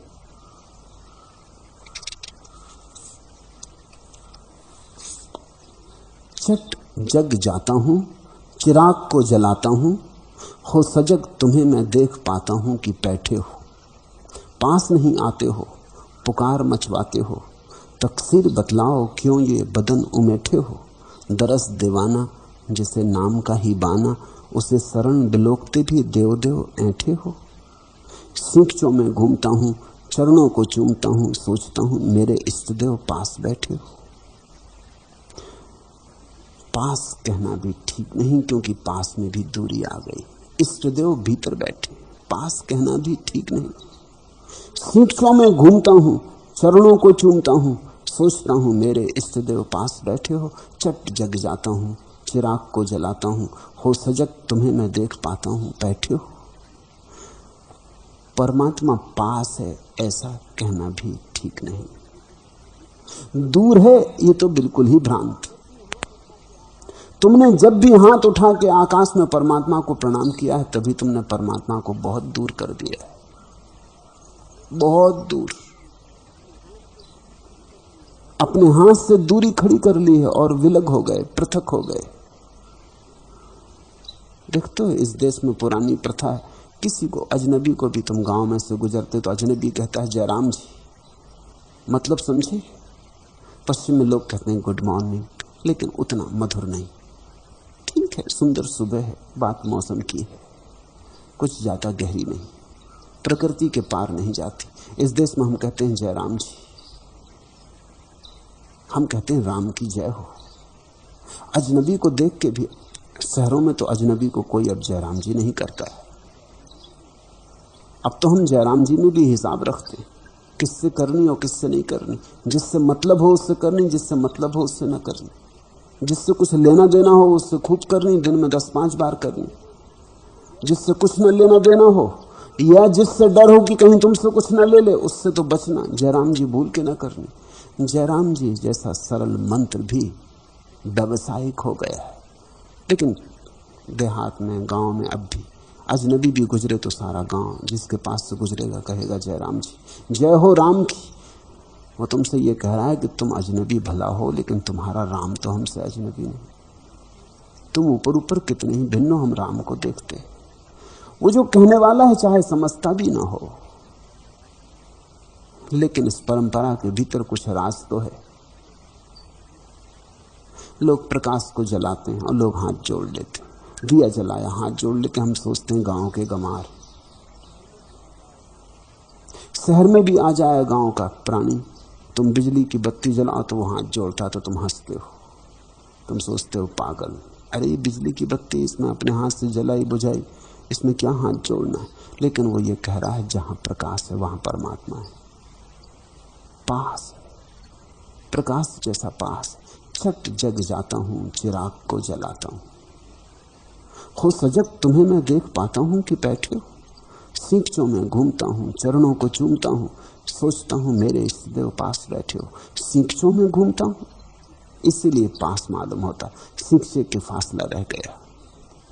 तुमने देखा, अपने बेटे को छाती से भी लगा लेते हो फिर भी सींच से बीच में, अपनी पत्नी को हृदय से लगा लेते हो फिर भी सींच से बीच में, मित्र को गले से मिला लेते हो फिर भी सींच से बीच में। पास नहीं है परमात्मा, दूर तो है ही नहीं, पास भी नहीं है, परमात्मा ही है। दूर और पास की भाषा ही गलत है। वही बाहर, वही भीतर, वही यहां, वही वहां, वही आज, वही कल, वही फिर भी आगे आने वाले कल, वही है, एक ही है। सूर्योदय एक अंजलि फूल, जल से जलधि तक अभिराम, माध्यम शब्द अर्धोच्चारित, जीवन धन्य है। आभार फिर आभार, इस अपरिमित में अपरिमित शांति की अनुभूति, अक्षम प्यार का आभास, समर्पित मत हो त्वचा को, स्पर्श गहरे मात्र, इससे भी श्रेष्ठतर मूर्धन्य सुख, जल बेड़ियों के ऊपर कहीं कहीं गहरे ठहर कर आधार मूलाधार, जीवन हर नए दिन की निकटता, आत्मा विस्तार, सूर्योदय एक अंजलि फूल, जल से जलधि तक अभिराम, एक ही फैला है। छोटी सी बूंद में भी वही, बड़े से सागर में भी वही, छोटे से दिए में भी वही, बड़े से सूरज में भी वही, कहे गए शब्दों में भी वही, अनकहे गए शब्दों में भी वही, आधे उच्चारित शब्दों में भी वही। मंत्र का यही अर्थ है, अर्धोच्चारित शब्द। पूरा उच्चार नहीं कर पाते क्योंकि वो इतना बड़ा है, शब्द में समाता नहीं। बिना उच्चार किए भी नहीं रह पाते क्योंकि वो इतना प्रीतिकर है, बार बार मन उच्चार करने का होता है। इसका नाम मंत्र। मंत्र का अर्थ है बिना बुलाए नहीं रहा जाता।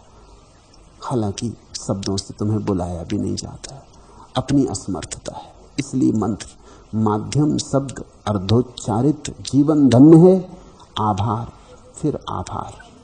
एक को देखो तो आभार ही आभार फैल जाएगा, अनेक को देखो तो अशांति ही अशांति।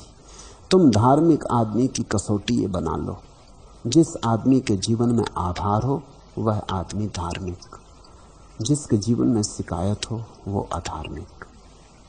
तब तुम जरा मुश्किल में पड़ोगे। अगर मंदिर में जाके खड़े होकर देखोगे आते आराधकों को, तो अधिक को तो तुम शिकायत करते पाओगे। धन्यवाद देने तो शायद ही कोई आता है।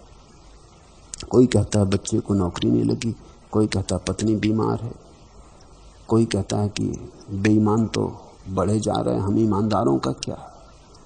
तुम जरा लोगों के भीतर झांक के देखना, सब शिकायत करते चले आ रहे हैं, सब मांगते चले आ रहे हैं। और ये अधार्मिक आदमी का लक्षण है। असंतोष, शिकायत, मांग अधार्मिक आदमी का लक्षण है। स्वभावतः अधार्मिक अशांत भी होगा। आभार ही आभार, फिर आभार। तुम्हें जितना मिला है, तुम्हें प्रतिपल इतना मिल रहा है। द्वार द्वार, रंध्र रंध्र से फूटकर इतना प्रकाश आ रहा, सब तरफ से परमात्मा ने तुम्हें घेरा है। और क्या चाहते हो? सूरज की किरणें उसे लाती, हवाओं के झोंके उसे लाते, फूलों की गंध उसे लाती, पक्षियों की पुकार उसे लाती। सब तरफ से उसने तुम्हें घेरा है, सब तरफ से तुम पे बरस रहा है, सब तरफ से वही तुम्हें स्पर्श कर रहा है। जीवन धन्य है। आभार, फिर आभार। इस आभार को ही मैं प्रार्थना कहता हूं। प्रार्थना शब्द अच्छा नहीं, उसमें मांगने का भाव है। शायद लोग मांगते रहे, इसलिए हमने धीरे धीरे प्रभु की आराधना को प्रार्थना कहना शुरू कर दिया, क्योंकि प्रार्थी वहां पहुंचते, मांगने वाले भिखमंगे वहां पहुंचते। प्रभु की प्रार्थना वस्तुतः धन्यवाद है। इतना दिया है, अकारण दिया है। इस अपरिमित में अपरिमित शांति की अनुभूति। और जैसे ही तुमने मांगना छोड़ा, आभार तो अपरिमित, उसका कोई और छोर नहीं। धन्यवाद की कोई सीमा थोड़ी, धन्यवाद कंजूस थोड़ी होता है। धन्यवाद ही दे रहे हो तो उसमें भी कोई शर्त थोड़ी बांधनी पड़ती। धन्यवाद तो बेशर्त है। अपरिमित शांति की अनुभूति, अक्षय प्यार का आभास। और तुमने आभार दिया और उधर परमात्मा का प्यार तुम्हें अनुभव होना शुरू हुआ। बह तो सदा से रहा था, बिना आभार के तुम अनुभव ना कर पाते थे। आभार प्यार को अनुभव कर पाता।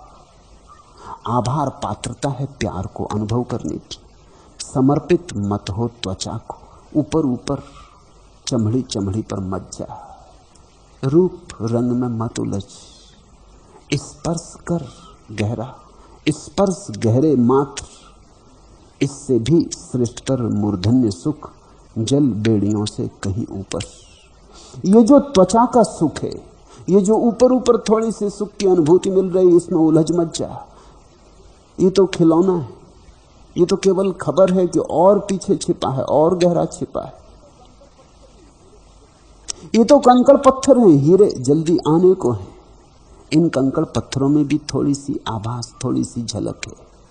तो उस पूर्ण सुख का तो क्या कहना अगर तू बढ़ा जाए, चला जाए, कहीं गहरे ठहर कर आधार मूलाधार, गहरे उतर, त्वचा पर मत ठहर, परिधि पर मत रुक, केंद्र की तरफ चल। जीवन हर नए दिन की निकटता, आत्मा विस्तार, और इस विस्तार को अनुभव कर लेना, ब्रह्म को अनुभव कर लेना। ब्रह्म शब्द का अर्थ ही विस्तार होता है, जो फैला हुआ, विस्तीर्ण, जो फैलता ही चला जाता। अल्बर्ट आइंस्टीन ने तो अभी इस सदी में आके ये कहा कि विश्व फैलता चला जाता है, एक्सपेंडिंग यूनिवर्स। इसके पहले सिर्फ हिंदुओं को यह बोध था, किसी को यह बोध नहीं रहा। सारे जगत के दर्शन शास्त्र, सारे जगत के धर्मों ने ऐसा ही मान के चले हैं कि विश्व जैसा है वैसा ही है। बड़ा कैसे होगा, और बड़ा है लेकिन और बड़ा कैसे होगा, पूर्ण है तो और पूर्ण कैसे होगा। अपनी जगह अल्बर्ट आइंस्टीन ने इस सदी में घोषणा की कि जगत रुका नहीं है, बढ़ रहा है, फैल रहा है, फैलता चला जा रहा है, अनंत गति से फैलता चला जा रहा है, बढ़ता ही जा रहा है। हिंदुओं के ब्रह्म शब्द में वो बात है। ब्रह्म का अर्थ है जो फैलता चला जाता, विस्तीर्ण होता चला जाता, जिस पर कभी कोई सीमा नहीं आती, जिसके फैलाव का कोई अंत नहीं, अंतहीन फैलाव।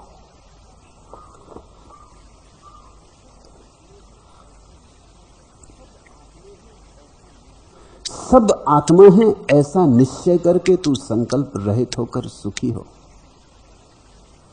अयम सह अहम अस्मि, अयम अहम ना इति विभागम संत्यज।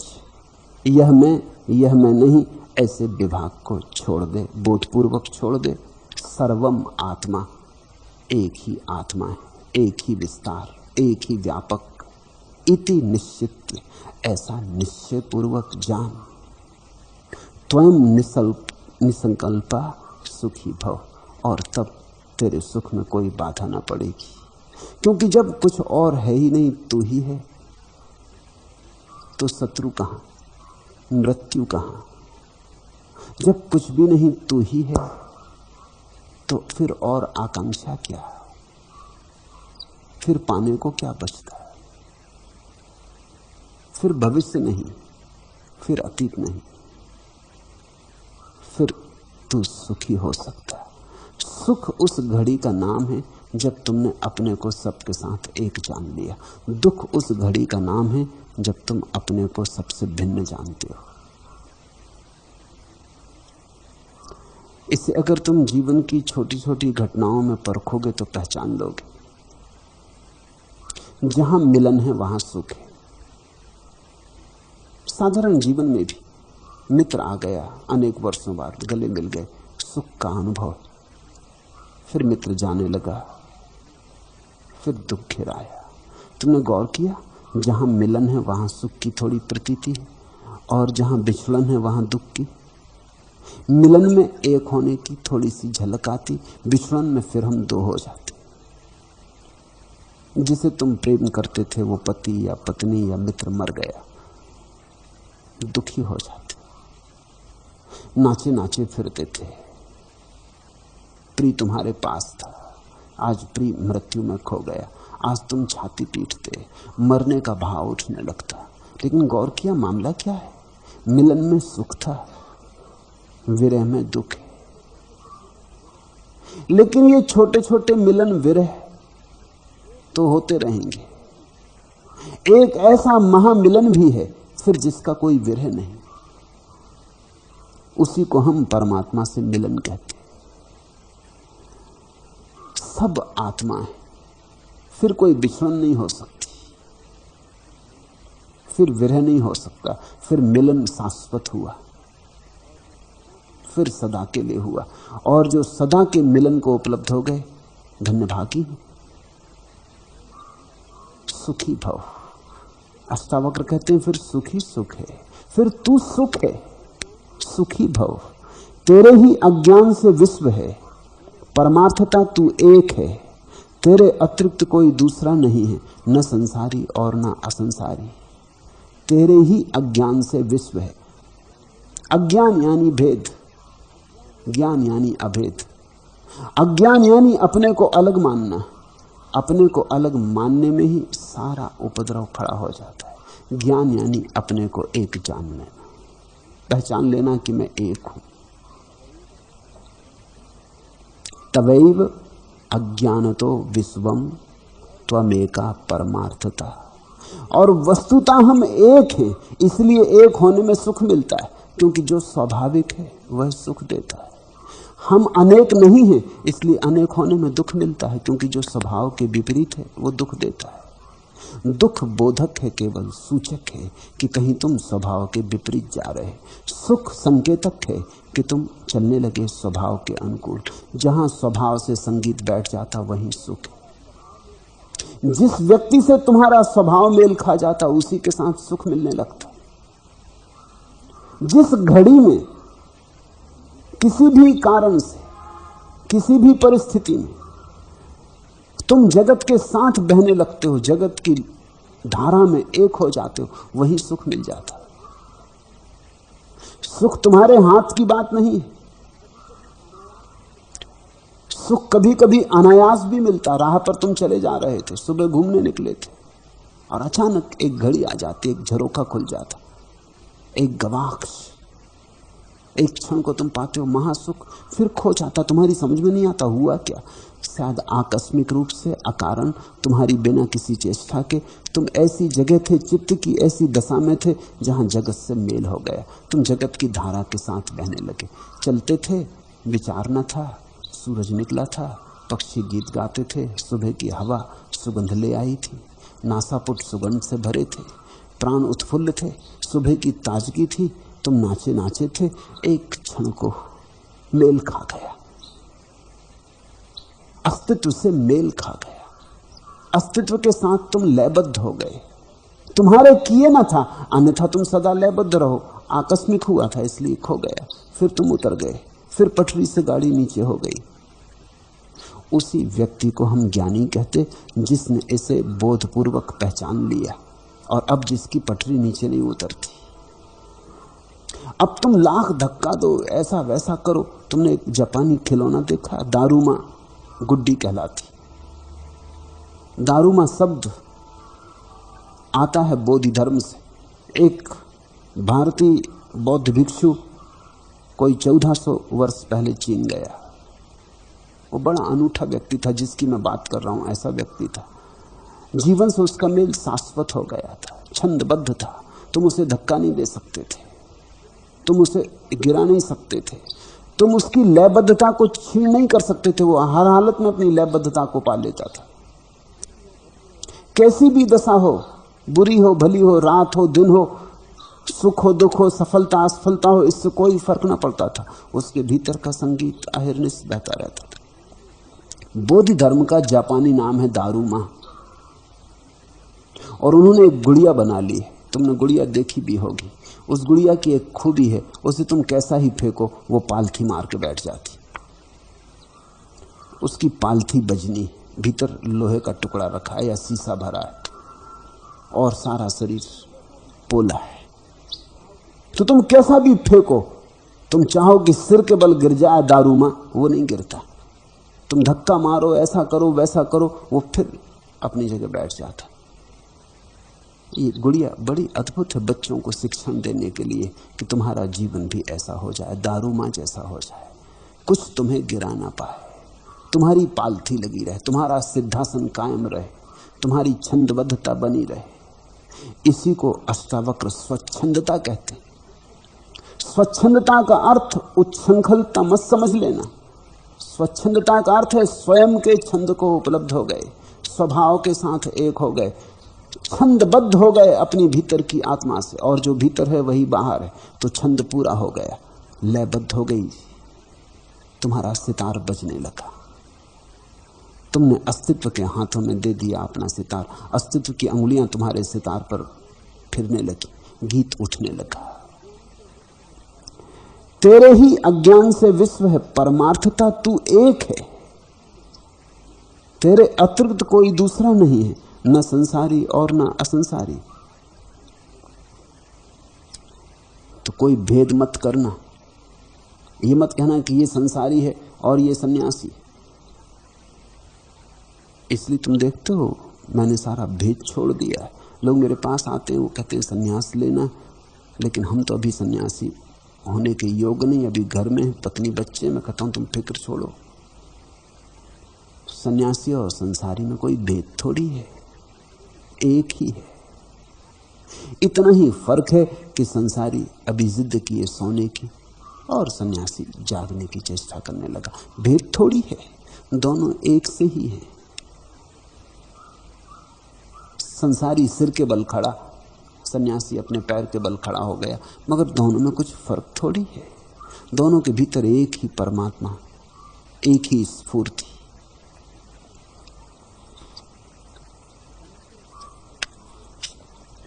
तन के तट पर मिले हम कई बार, पर द्वार मन का अभी तक खुला ही नहीं। जिंदगी की बिछी सर्प सी धार पर अश्रु के साथ ही कह कहे बह गए।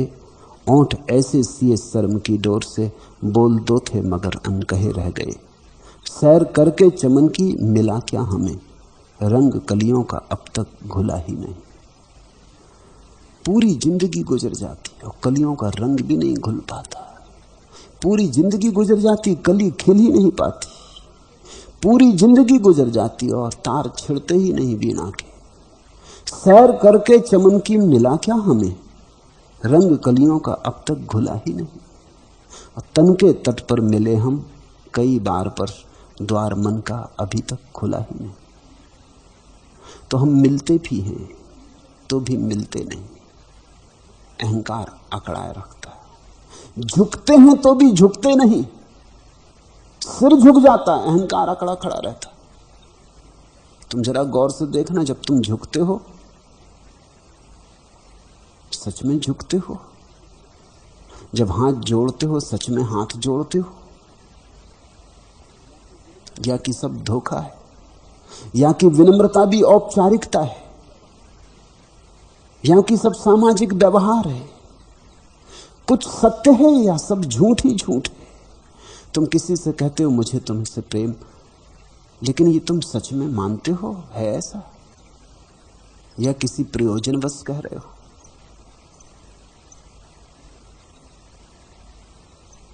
मुल्ला नसरुद्दीन की पत्नी उससे कह रही कि अब तुम्हें मुझसे पहले जैसा प्रेम ना रहा।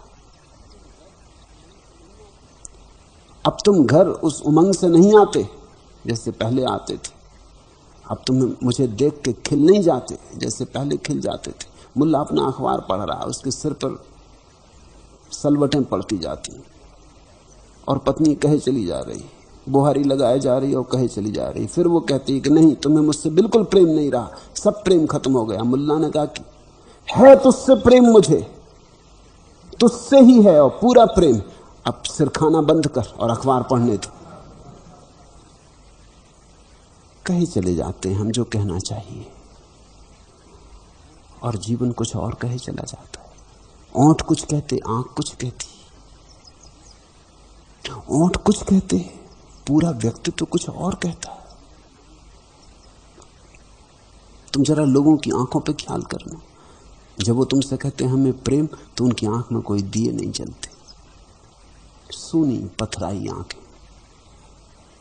जब तुम्हें वो नमस्कार करते और कहते कि धन्यभाग कि आपके दर्शन हो गए, तब उनके चेहरे पे कोई पुलक नहीं आती। कोरे शब्द, थोथे शब्द, सब झूठा हो गया है। इस झूठ से जागने का नाम ही सन्यास है। कहीं भागने का नाम सन्यास नहीं है। यहीं तुम सच होना शुरू हो जाओ, प्रामाणिक होना शुरू हो जाओ, और तुम पाओगे कि जैसे जैसे तुम प्रामाणिक होते हो, वैसे वैसे जीवन में स्वर, संगीत, सुगंध, सौरभ खिलता। सत्य की बड़ी गहरी सुगंध है।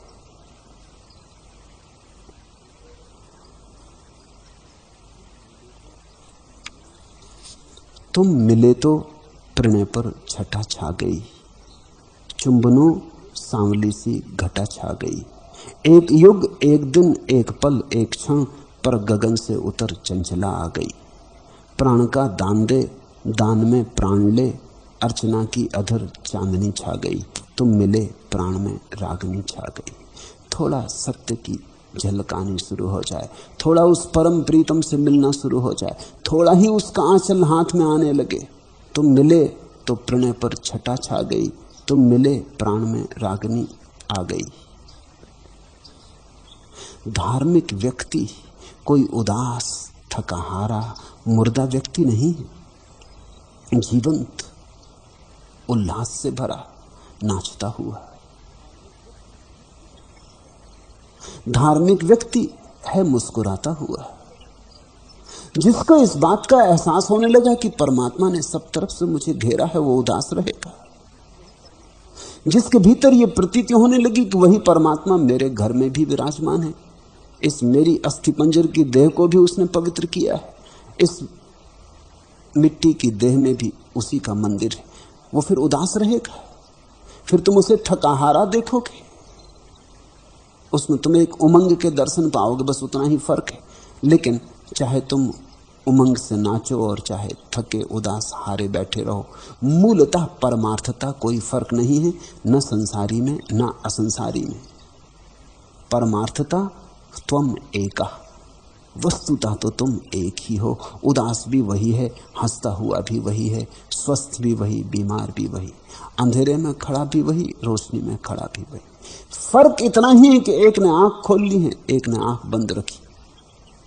फर्क कुछ बहुत नहीं, पलक, जरा सी पलक का फर्क। आंख खुल गई सन्यासी, आंख बंद रही संसारी। यह विश्व भ्रांति मात्र है और कुछ नहीं है, ऐसा निश्चय पूर्वक जानने वाला वासना रहित और चैतन्य मात्र है। वह ऐसे शांति को प्राप्त होता है मानो कुछ नहीं। जरा इस भाव में जियो, जरा इस भाव में पगो, जरा इस भाव में डूबो। यह विश्व भ्रांति मात्र है। यह ध्यान की एक प्रक्रिया है, यह कोई दार्शनिक सिद्धांत नहीं, जैसा कि हिंदुओं ने समझ बैठे कि इनका दार्शनिक सिद्धांत है कि जगत माया, भ्रांति, इसको सिद्ध करना है। यह कोई तर्क की प्रक्रिया नहीं है। शंकराचार्य के अत्यंत तार्किक होने के कारण एक बड़ी गलत दिशा मिल गई। शंकराचार्य ने बात को कुछ ऐसे सिद्ध करने की कोशिश की जैसे ये कोई तार्किक सिद्धांत है कि जगत माया है। उसके कारण दूसरे सिद्ध करने लगे कि जगत माया नहीं। और सच तो यह है कि किसी भी तर्क से सिद्ध नहीं किया जा सकता कि जगत माया है। कोई उपाय नहीं। इसलिए उपाय नहीं है कि जब तुम सिद्ध करने जाते हो कि जगत माया है, तब भी तुम्हें इतना तो मानना ही पड़ता है कि जगत है, नहीं तो सिद्ध किसको कर रहे हो कि माया। जब तुम सिद्ध करने जाते हो किसी के सामने कि जगत माया है, तो तुम इतना तो मानते हो कि जिसके सामने तुम सिद्ध कर रहे हो वो है। इतना तो मानते हो कि किसी की बुद्धि तुम्हें सुधारनी है, रास्ते पे लानी है, कोई गलत चला गया, ठीक लाना है। लेकिन ये तो मान्यता हो गई संसार की। ये तो तुमने मान लिया कि दूसरा है।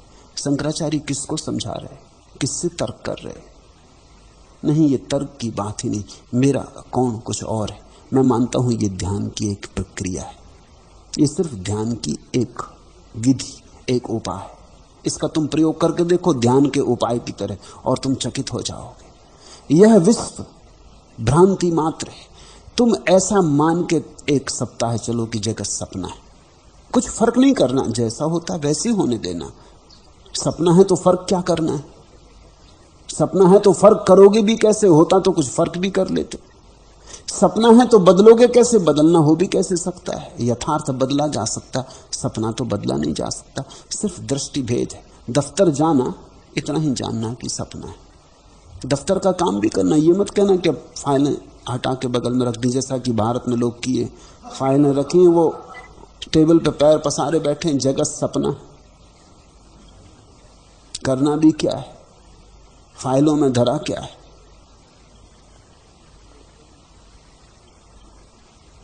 दो कवि एक कवि सम्मेलन में गए थे, एक साथ ठहरे थे।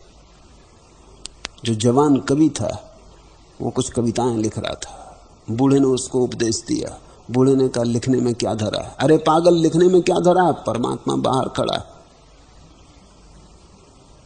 जवान ने सुन तो लिया, लेकिन उसे बात अच्छी न लगी। थोड़ी देर बाद बूढ़े ने कहा, बेटा सरीडान बुलवाओ, सिर में दर्द हुआ। तो उस जवान कवि ने कहा, सरीडान? सरीडान? सरीडान में क्या धरा है? परमात्मा बाहर खड़ा है। और जब सिर में दर्द उठे, बहाना करो, ना ना ना ना ना करो। सब भ्रांति है गुरुदेव। सिर दर्द इत्यादि में रखा क्या है? जब दर्द उठे बहाना करो, ना ना ना ना ना ना करो। इनकार कर दो, बस खत्म हो गई बात। न तो इनकार करने से सिर दर्द जाता है और न फाइल सरकारने से कुछ हल होता है। नहीं, ये तो प्रयोग ध्यान का है। दफ्तर जाओ, फाइल पर काम भी करो, सपना ही है, बस इतना जान के करो। घर आओ, पत्नी से भी मिलो, बच्चों के साथ खेलो भी, सपना ही है, ऐसा ही मानकर चलो। 1-7 दिन तुम एक अभिनेता हो, करता नहीं। बस कोई फर्क ना पड़ेगा, किसी को कानों कान खबर भी ना होगी, कोई जान भी ना पाएगा, और तुम्हारे भीतर एक क्रांति हो जाएगी। तुम अचानक देखोगे कर तुम वही रहे हो, लेकिन अब बोझ ना रहा। कर तुम वही रहे हो, लेकिन अब अशांति नहीं।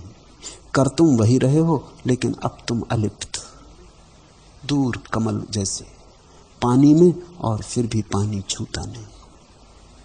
यह विश्व भ्रांति मात्र है और कुछ नहीं है, ऐसा निश्चय पूर्वक जानने वाला वासना रहित और चैतन्य मात्र हो जाता है। तुम करके देखो, तुम पाओगे कि वासना गिरने लगती, काम जारी रहता, कामना गिरने लगती, कृत्य जारी रहता, करता विदा हो जाता। सब चलता जैसा चलता था, लेकिन भीतर आपाधापी नहीं रह जाती, तनाव नहीं रह जाता। तुम उपकरण मात्र हो जाते, निमित्त मात्र, और तब तुम्हें अनुभव होता है कि तुम तो सिर्फ चैतन्य हो, साक्षी मात्र हो। ये प्रयोग ध्यान का है। अगर जगत सपना है तो कर्ता होने का तो कोई उपाय ना रहा। जब यथार्थ है ही नहीं तो कर्ता हो कैसे सकते हो? रात तुम सपना देखते हो, उसमें कर्ता तो नहीं हो सकते। सुबह जाग के तुम पाते हो साक्षी थे, कर्ता नहीं। देखा, तुम सुबह उठ के ऐसा तो नहीं कहते कि सपने में ऐसा ऐसा किया, तुम कहते हो रात सपना देखा।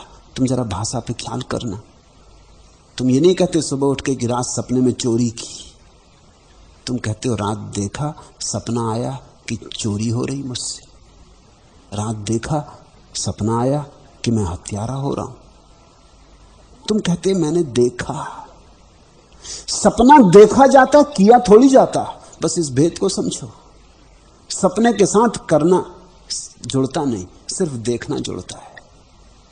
तो अगर तुम जगत को सपना मात्र मान के प्रयोग करो तो अचानक तुम पाओगे तुम चैतन्य मात्र है, दृष्टा मात्र, साक्षी मात्र। और ऐसा व्यक्ति ऐसी शांति को प्राप्त हो जाता है मानो कुछ है ही नहीं, अशांत होने का उपाय ही नहीं बचता।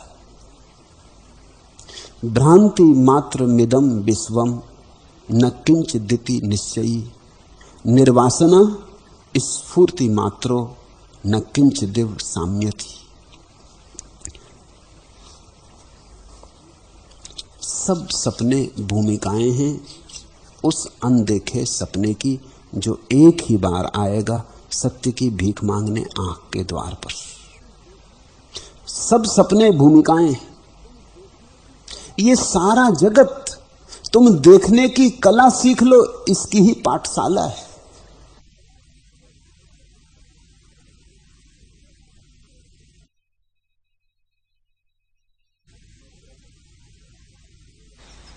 ये इतने दृश्य, ये इतनी कथापट, इतने नाटक सिर्फ एक छोटी सी बात की तैयारी है कि तुम दृष्टा बन जाओ।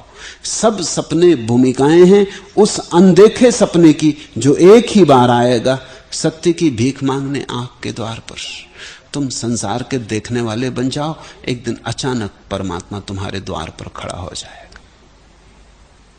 उसी परम दर्शन के लिए सारी तैयारी चल रही। ये तो आंखों पर काजल आंजना है ये संसार जो है, ये तो आंखों को साफ करना है ये संसार जो है। आंखें स्वच्छ हो जाएं, देखने की कला आ जाए, स्फूर्ति आ जाए, बोध आ जाए, फिर द्वार पर परमात्मा खड़ा है। और एक बार द्वार पर खड़ा हो गया कि सदा के लिए हो गया। जो एक ही बार आएगा सत्य की भीख मांगने आंख के द्वार पर,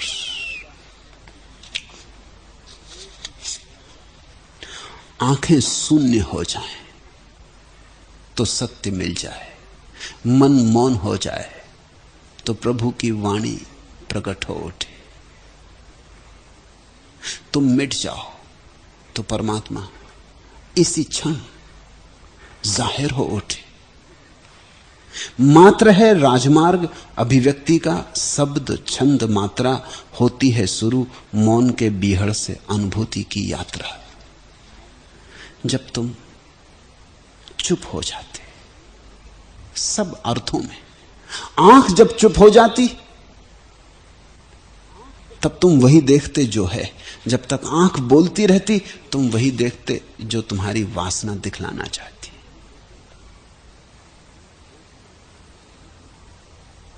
मुल्ला नसरुद्दीन एक राह से जा रहा है, अचानक झपटा, कोई चीज उठाई, फिर बड़े क्रोध से फेंकी और गालियां दी। मैंने उससे पूछा नसरुद्दीन, मैं उसके पीछे पीछे ही था, ये मामला क्या हुआ? झपटे बड़ी तेजी से, कुछ उठाया भी कुछ फेंका भी। उसने कहा कुछ ऐसे दुष्ट हैं कि अठन्नी जैसी खकार थूकते, अठन्नी जैसी खकार, उनको गाली दे रहा है जैसे उसके लिए किसी ने अठन्नी जैसी खकार, वो खकार को उठा लिए, नाराज हो रहे हैं। आदमी वही देखता है जो देखना चाहता, जो उसकी वासना दिखलाना चाहती। तुमने भी कई बार खकार उठा लिया होगा अठन्नी के भ्रम में, वो नहीं दिखाई पड़ता जो है। आंख के पास अपने प्रक्षेपण है, आंख वही दिखलाना चाहती है। तुम कभी ऐसा भी देखो, तुम रोज जिस बाजार में जाते हो उसमें जब तुम जाते हो अलग अलग भावनाएं लेके तुम्हें अलग अलग चीजें दिखाई पड़ती। अगर तुम भूखे जाओ तुम्हें होटल रेस्टोरेंट इसी तरह की चीजें दिखाई पड़ेंगी, जूते की दुकान बिल्कुल दिखाई ना पड़ेगी। अगर तुम्हारा दिमाग खराब हो तो बात अलग, नहीं तो जूते की दुकान नहीं दिखाई पड़ेगी। उपवास करके बाजार में जाना, सब तरफ से तुम्हें बाकी सब चीजें फीकी पड़ जाएंगी, हट जाएंगी, उनका महत्व ना रहा। लेकिन जब तुम भरे पेट जाते हो तब बात अलग हो जाती है। तुम देखने वाले हो, तुम चुनाव कर रहे हो। इस घड़ी की कल्पना करो जब तुम सारे जगत को स्वप्नवत मान लेते हो, तब तुम्हें बड़ी हैरानी होती, वही दिखाई पड़ने लगता है जो है, और जो है वह एक है, अनेक नहीं। यह विश्व भ्रांति मात्र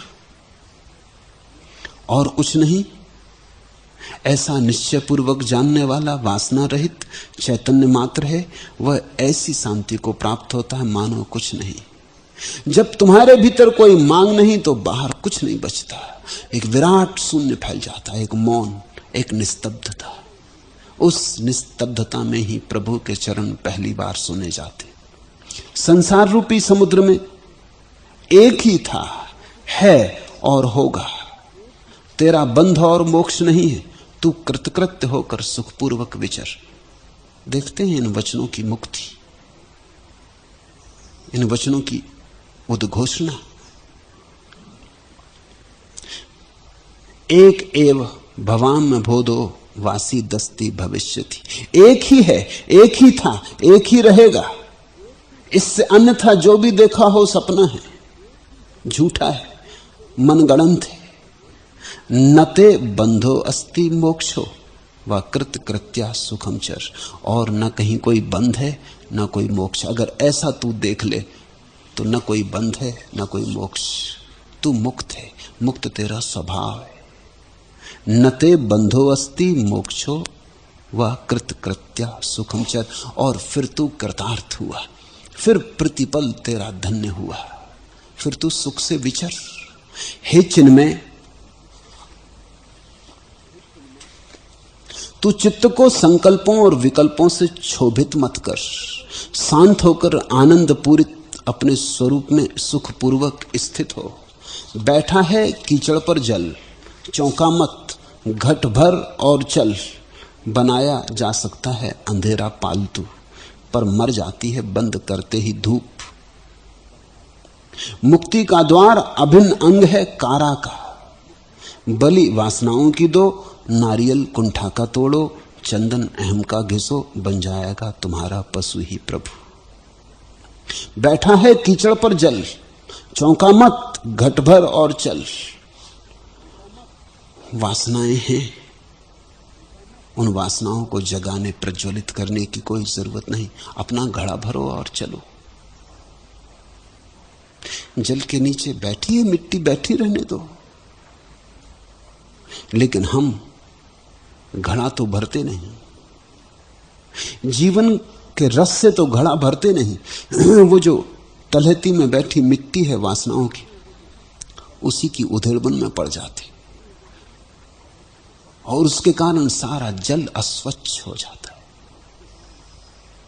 अगर जल भरना हो किसी झरने से तो उतर मत जाना झरने में, झरने के बाहर से चुपचाप आहिस्ता से अपना घड़ा भर लेना। झरने में उतर गए, जल पीने योग्य न रह जाएगा। अभी अभी कैसा स्वच्छ था, स्फटिक मणि जैसा।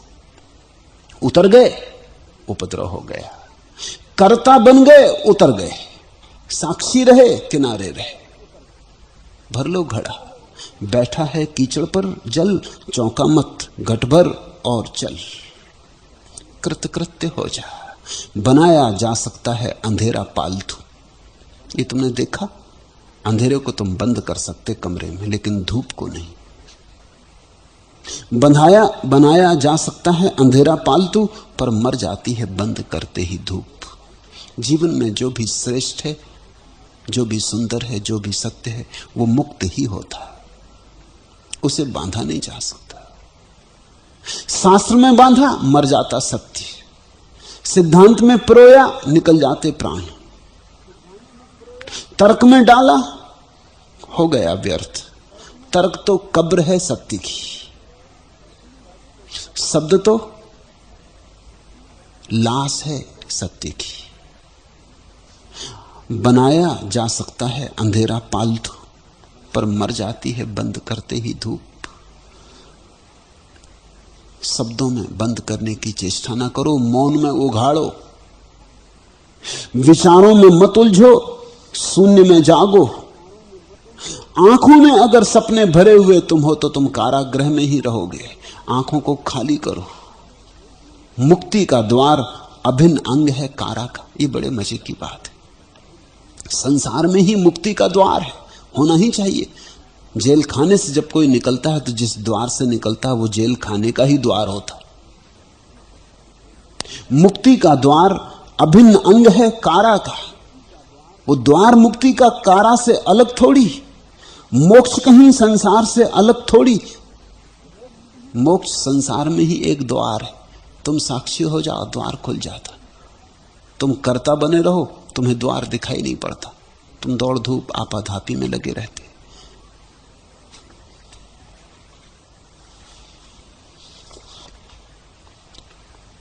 संसार रूपी समुद्र में एक ही था, एक ही है, एक ही होगा। तेरा बंध और मोक्ष नहीं। तू कृतकृत्य होकर सुखपूर्वक विचर। ते बंधा व मोक्षाना तुम सुखम चर। कृतकृत्य होकर, ये बड़े मजे का शब्द है। कर्ता होने से बचते ही आदमी कृतकृत्य हो जाता। और हम सोचते हैं बिना कर्ता बने कैसे कृतकृत्य होंगे। जब करेंगे तभी तो कृतकृत्य होंगे। और करने वाले कभी कृतकृत्य नहीं होते। देखते नेपोलियन, सिकंदर, उनकी पराजय देखते। संसार जीत लेते और फिर भी पराजय हाथ लगती। धन भर जाता और हाथ खाली रह जाते। प्रशंसा मिल जाती और प्राण सूखे रह जाते। अष्टावक्र कहते हैं कृतकृत्य होना है, कर लेना है जो करने योग्य है, तो कर्ता मत बन, तो साक्षी बन।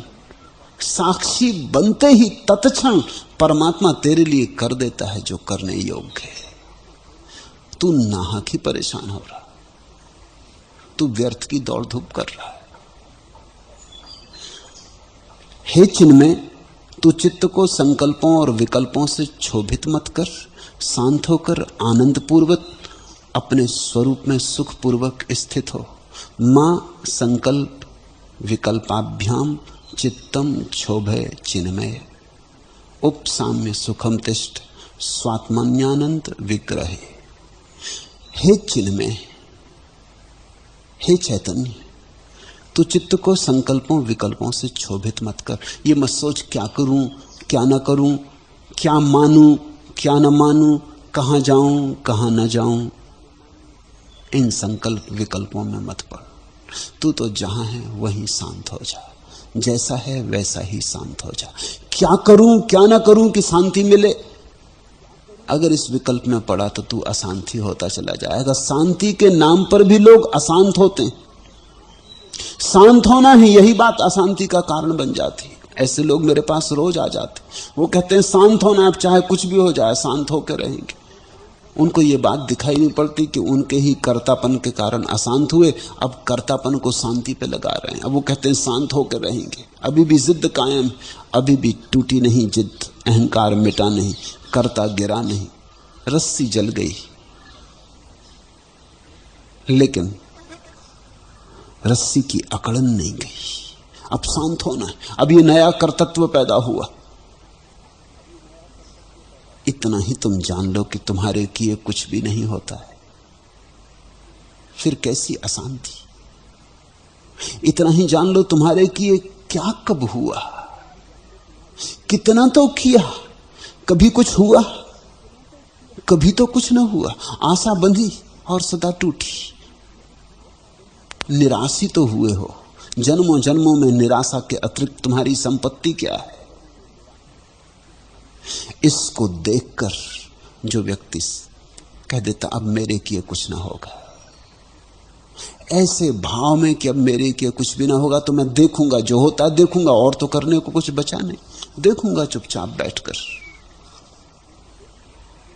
मेरे दादा, मेरे पिता के पिता बूढ़े हो गए थे, तो उनके पैरों में लकवा लग गया, वो चल भी नहीं सकते थे। लेकिन उनकी पुरानी आदत, तो घसीट के भी वो दुकान पे पहुंच जाते, मकान के भीतर से दुकान पे आ जाते। अब उनकी कोई जरूरत भी न थी दुकान पर, उनके कारण अड़चन भी होती, लेकिन वो फिर भी। मैं एक बार गांव गया था, विश्वविद्यालय में पढ़ता था, लौटा था, उनको मैंने देखा, तो मैंने उनसे कहा कि अब तुम्हारा करना सब खत्म हो गया, अब तुम्हारे पैर भी जाते रहे, अब चलना उठना भी नहीं होता, अब कोई जरूरत भी नहीं है, तुम्हारे बेटे अच्छी तरह कर भी रहे, अब तुम्हें कुछ अड़चन भी नहीं है, अब तुम शांत क्यों नहीं बैठ जाते? वो बोले शांत तो मैं बैठना चाहता हूं। तो मैंने कहा अब और क्या बाकी है, अब तुम शांत बैठ ही जाओ। तुम मेरी मानो, मैंने उनसे कहा 24 घंटे आज तुम दुकान पर मत जाओ, तुम्हारी वहां कोई जरूरत भी नहीं। सच तो ये कि तुम्हारे बेटे परेशान होते तुम्हारी वजह से, काम में बाधा पड़ती। जमाना बदल गया, जब तुम दुकान चलाते थे वो और दुनिया थी, अब दुकान किसी और ढंग से चल रही। वो पुराने ढंग के आदमी थे, 10 रुपए की चीज 20 रुपए में बताएंगे, फिर खींचतान होगी, फिर ग्राहक मांगेगा, फिर वो समझाएंगे बुझाएंगे, फिर चल फिर के वो 10 पे तय होने वाला है। लेकिन आधा घंटा खराब करेंगे, घंटा भर खराब करेंगे। अब दुकान की हालत बदल गई थी, अब 10 की चीज है तो 10 की बता दी, बात तय हो गई। उनको ये बिल्कुल जस्ती नहीं, वो कहते ये भी कोई मजा रहा। अरे 4 बात होती हैं, ग्राहक कुछ तुम कहते, कुछ जद्दोजहद होती, बुद्धि की टक्कर होती, और वो कहते बिगड़ता क्या है, 10 से कम में तो देना नहीं है, तो कर लेने दो उसको दौड़ धूप, उसको भी मजा आ जाता। वो भी सोचता खूब ठगा, कोई अपन ठगे तो जाते नहीं। वो उनका पुराना दिमाग था, वो वैसे ही चलते। वो दुकान पे पहुंच जाते तो वो गड़बड़ करते। मैंने उनसे कहा तुमसे सिर्फ गड़बड़ होती। और फिर कब मौत करीब आती, अब तुम ऐसा करो, कर्तापन छोड़ दो, साक्षी हो जाओ। मेरी वो सदा सुनते थे कि कुछ कहूंगा तो शायद पते की हो। तो उनका अच्छा 24 घंटे प्रयोग करके देखता, अगर मुझे शांत तो ठीक, नहीं मिली तो फिर मैं नहीं झंझट में पड़ूंगा, मुझे जैसा करना करने दो, कम से कम व्यस्त तो रहता। वो 24 घंटे अपने बिस्तर पे पड़े रहे। दूसरे दिन सुबह जब मैं गया, मैंने ऐसा उनका चेहरा, ऐसा सुंदर भाव कभी देखा ही ना था। वो कहने लगे हद हो गई, मैंने इस पे कभी ध्यान ही ना दिया। पैर भी टूट गए फिर भी मैं दौड़ा जा रहा, मन दौड़ा जा रहा। अब कुछ करने को भी मुझे नहीं बचा, सब ठीक चल रहा है मेरे बिना, और भी अच्छा चल रहा है, फिर भी मैं पहुंच जाता हूं सड़क के। परमात्मा ने मौका दिया कि पैर भी तोड़ दिए, फिर भी अकल मुझे नहीं आती। तुमने ठीक किया। ये 24 घंटे, पहले तो 4-6 घंटे बड़ी बेचैनी में गुजरे, कई बार उठाया, याद आ गई कम 24 घंटे में क्या बिगड़ता है, फिर लेट गया। कोई 10-12 घंटे के बाद कुछ क्षण सुख के मालूम होने लगे। अब कुछ करने को नहीं बचा। सांझ होते होते जब सूरज ढलता था, मैंने खिड़की से सूरज को ढलते देखा, तब कुछ मेरे भीतर भी ढल गया, कुछ हुआ है। रात बहुत दिनों बाद मैं ठीक से सोया हूं और सपने नहीं आए। फिर उस दिन के बाद वो दुकान नहीं गए। फिर 2-4 साल जिए। जब भी मैं घर जाता तो मैं पहली बात पूछता कि वो दुकान तो नहीं गए। उनके बेटे भी परेशान हुए, मेरे पिता, मेरे काका, वो सब परेशान हुए कि मामला क्या, तुमने किया क्या? कहा मैं कुछ किया नहीं था, सिर्फ एक निमित्त बना उनको याद दिलाती कि पैर भी टूट गए, अब क्यों आपाधापी, अब सब हार भी गए, बात खत्म भी हो गई, अब प्राण जाने का क्षण आ गया, श्वास आखिरी आ गई, अब थोड़े साक्षी बनकर देख लो। आखिरी दिन उनके परम शांति के दिन थे। मरते वक्त मैं घर पर नहीं था जब वो मरे, लेकिन 2 दिन बाद जब मुझे खबर मिली और मैं पहुंचा तो सबने कहा कि वो तुम्हारी याद करते मरे।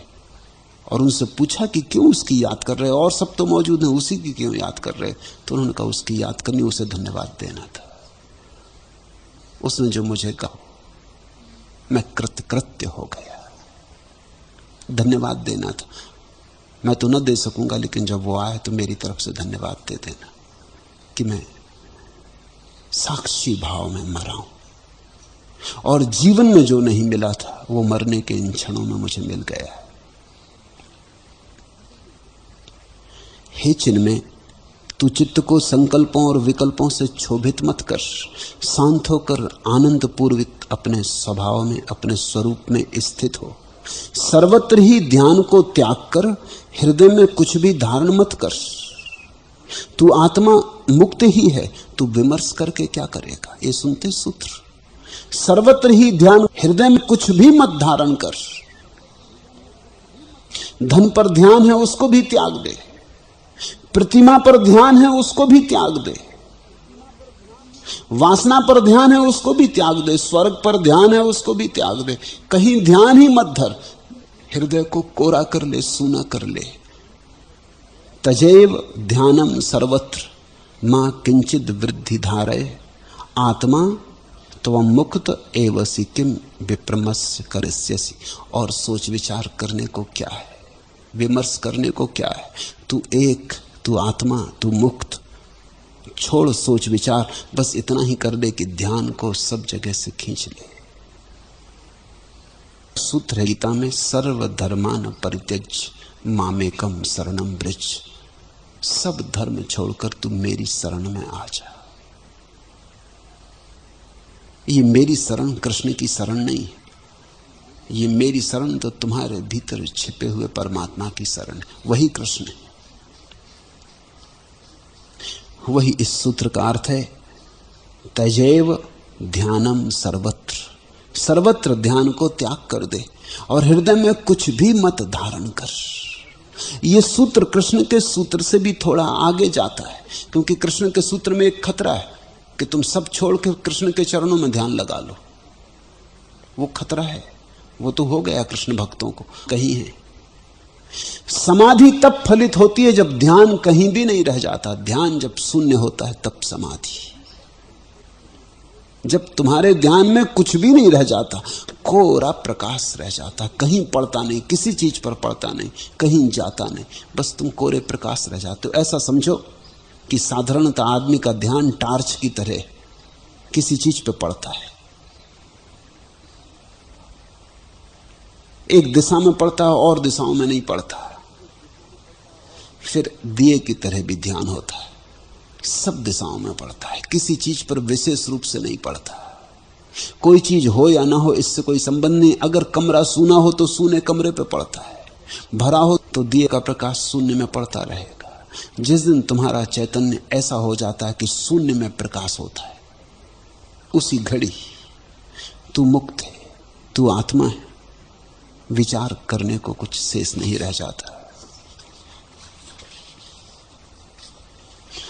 उस दिन तुम तो शांत होगे ही, दूसरे भी देख के प्रफुल्लित हो जाएंगे, भरोसा ना कर सकेंगे। नहीं गत आगत अनागत निर्वधि जिसकी उपलब्धि वह तथागत। गया गया आने वाला भी छूटा, कोई पकड़ ना रही, उसको हम कहते तथागत की अवस्था।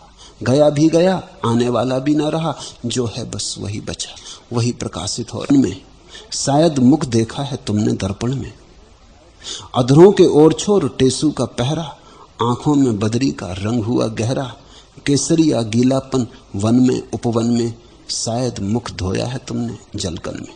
और तुम्ही को नहीं एहसास होगा, जिस दिन ये घड़ी घटती तुम्हारे आसपास के लोग भी देखेंगे तुम एक अपूर्व स्वच्छता से, एक कुंवारेपन से भर गए, तुमसे एक सौरभ उठ रहा नया नया।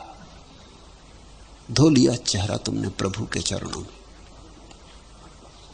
यह अमर निशानी किसकी है? बाहर से जी, जी से बाहर तक आनी जानी किसकी है? दिल से आंखों से गालों तक यह तरल कहानी किसकी है? यह अमर निशानी की है। रोते रोते भी आंखें मुंद जाएं, सूरत दिख जाती है। मेरे आंसू में मुसक मिलाने की नादानी किसकी है? यह अमर निशानी किसकी है? सूखी अस्थि रक्त भी सूखा, सूखे द्रक के झरने तो भी जीवन हरा, कहो मधुभरी जवानी किसकी है? यह अमर निशानी किसकी है? रैन अंधेरी बीहड़ पथ है, यादें थकी अकेली, आंखें मूंदे जाती हैं, चरणों की बानी किसकी है? यह अमर निशानी किसकी है? जैसे ही तुम शांत हुए तुम पाओगे वही आता श्वास में भीतर, वही जाता श्वास में बाहर, वही आता वही जाता, वही है वही था वही होगा, एक ही है। हरिओम तत्सत। आज इतना।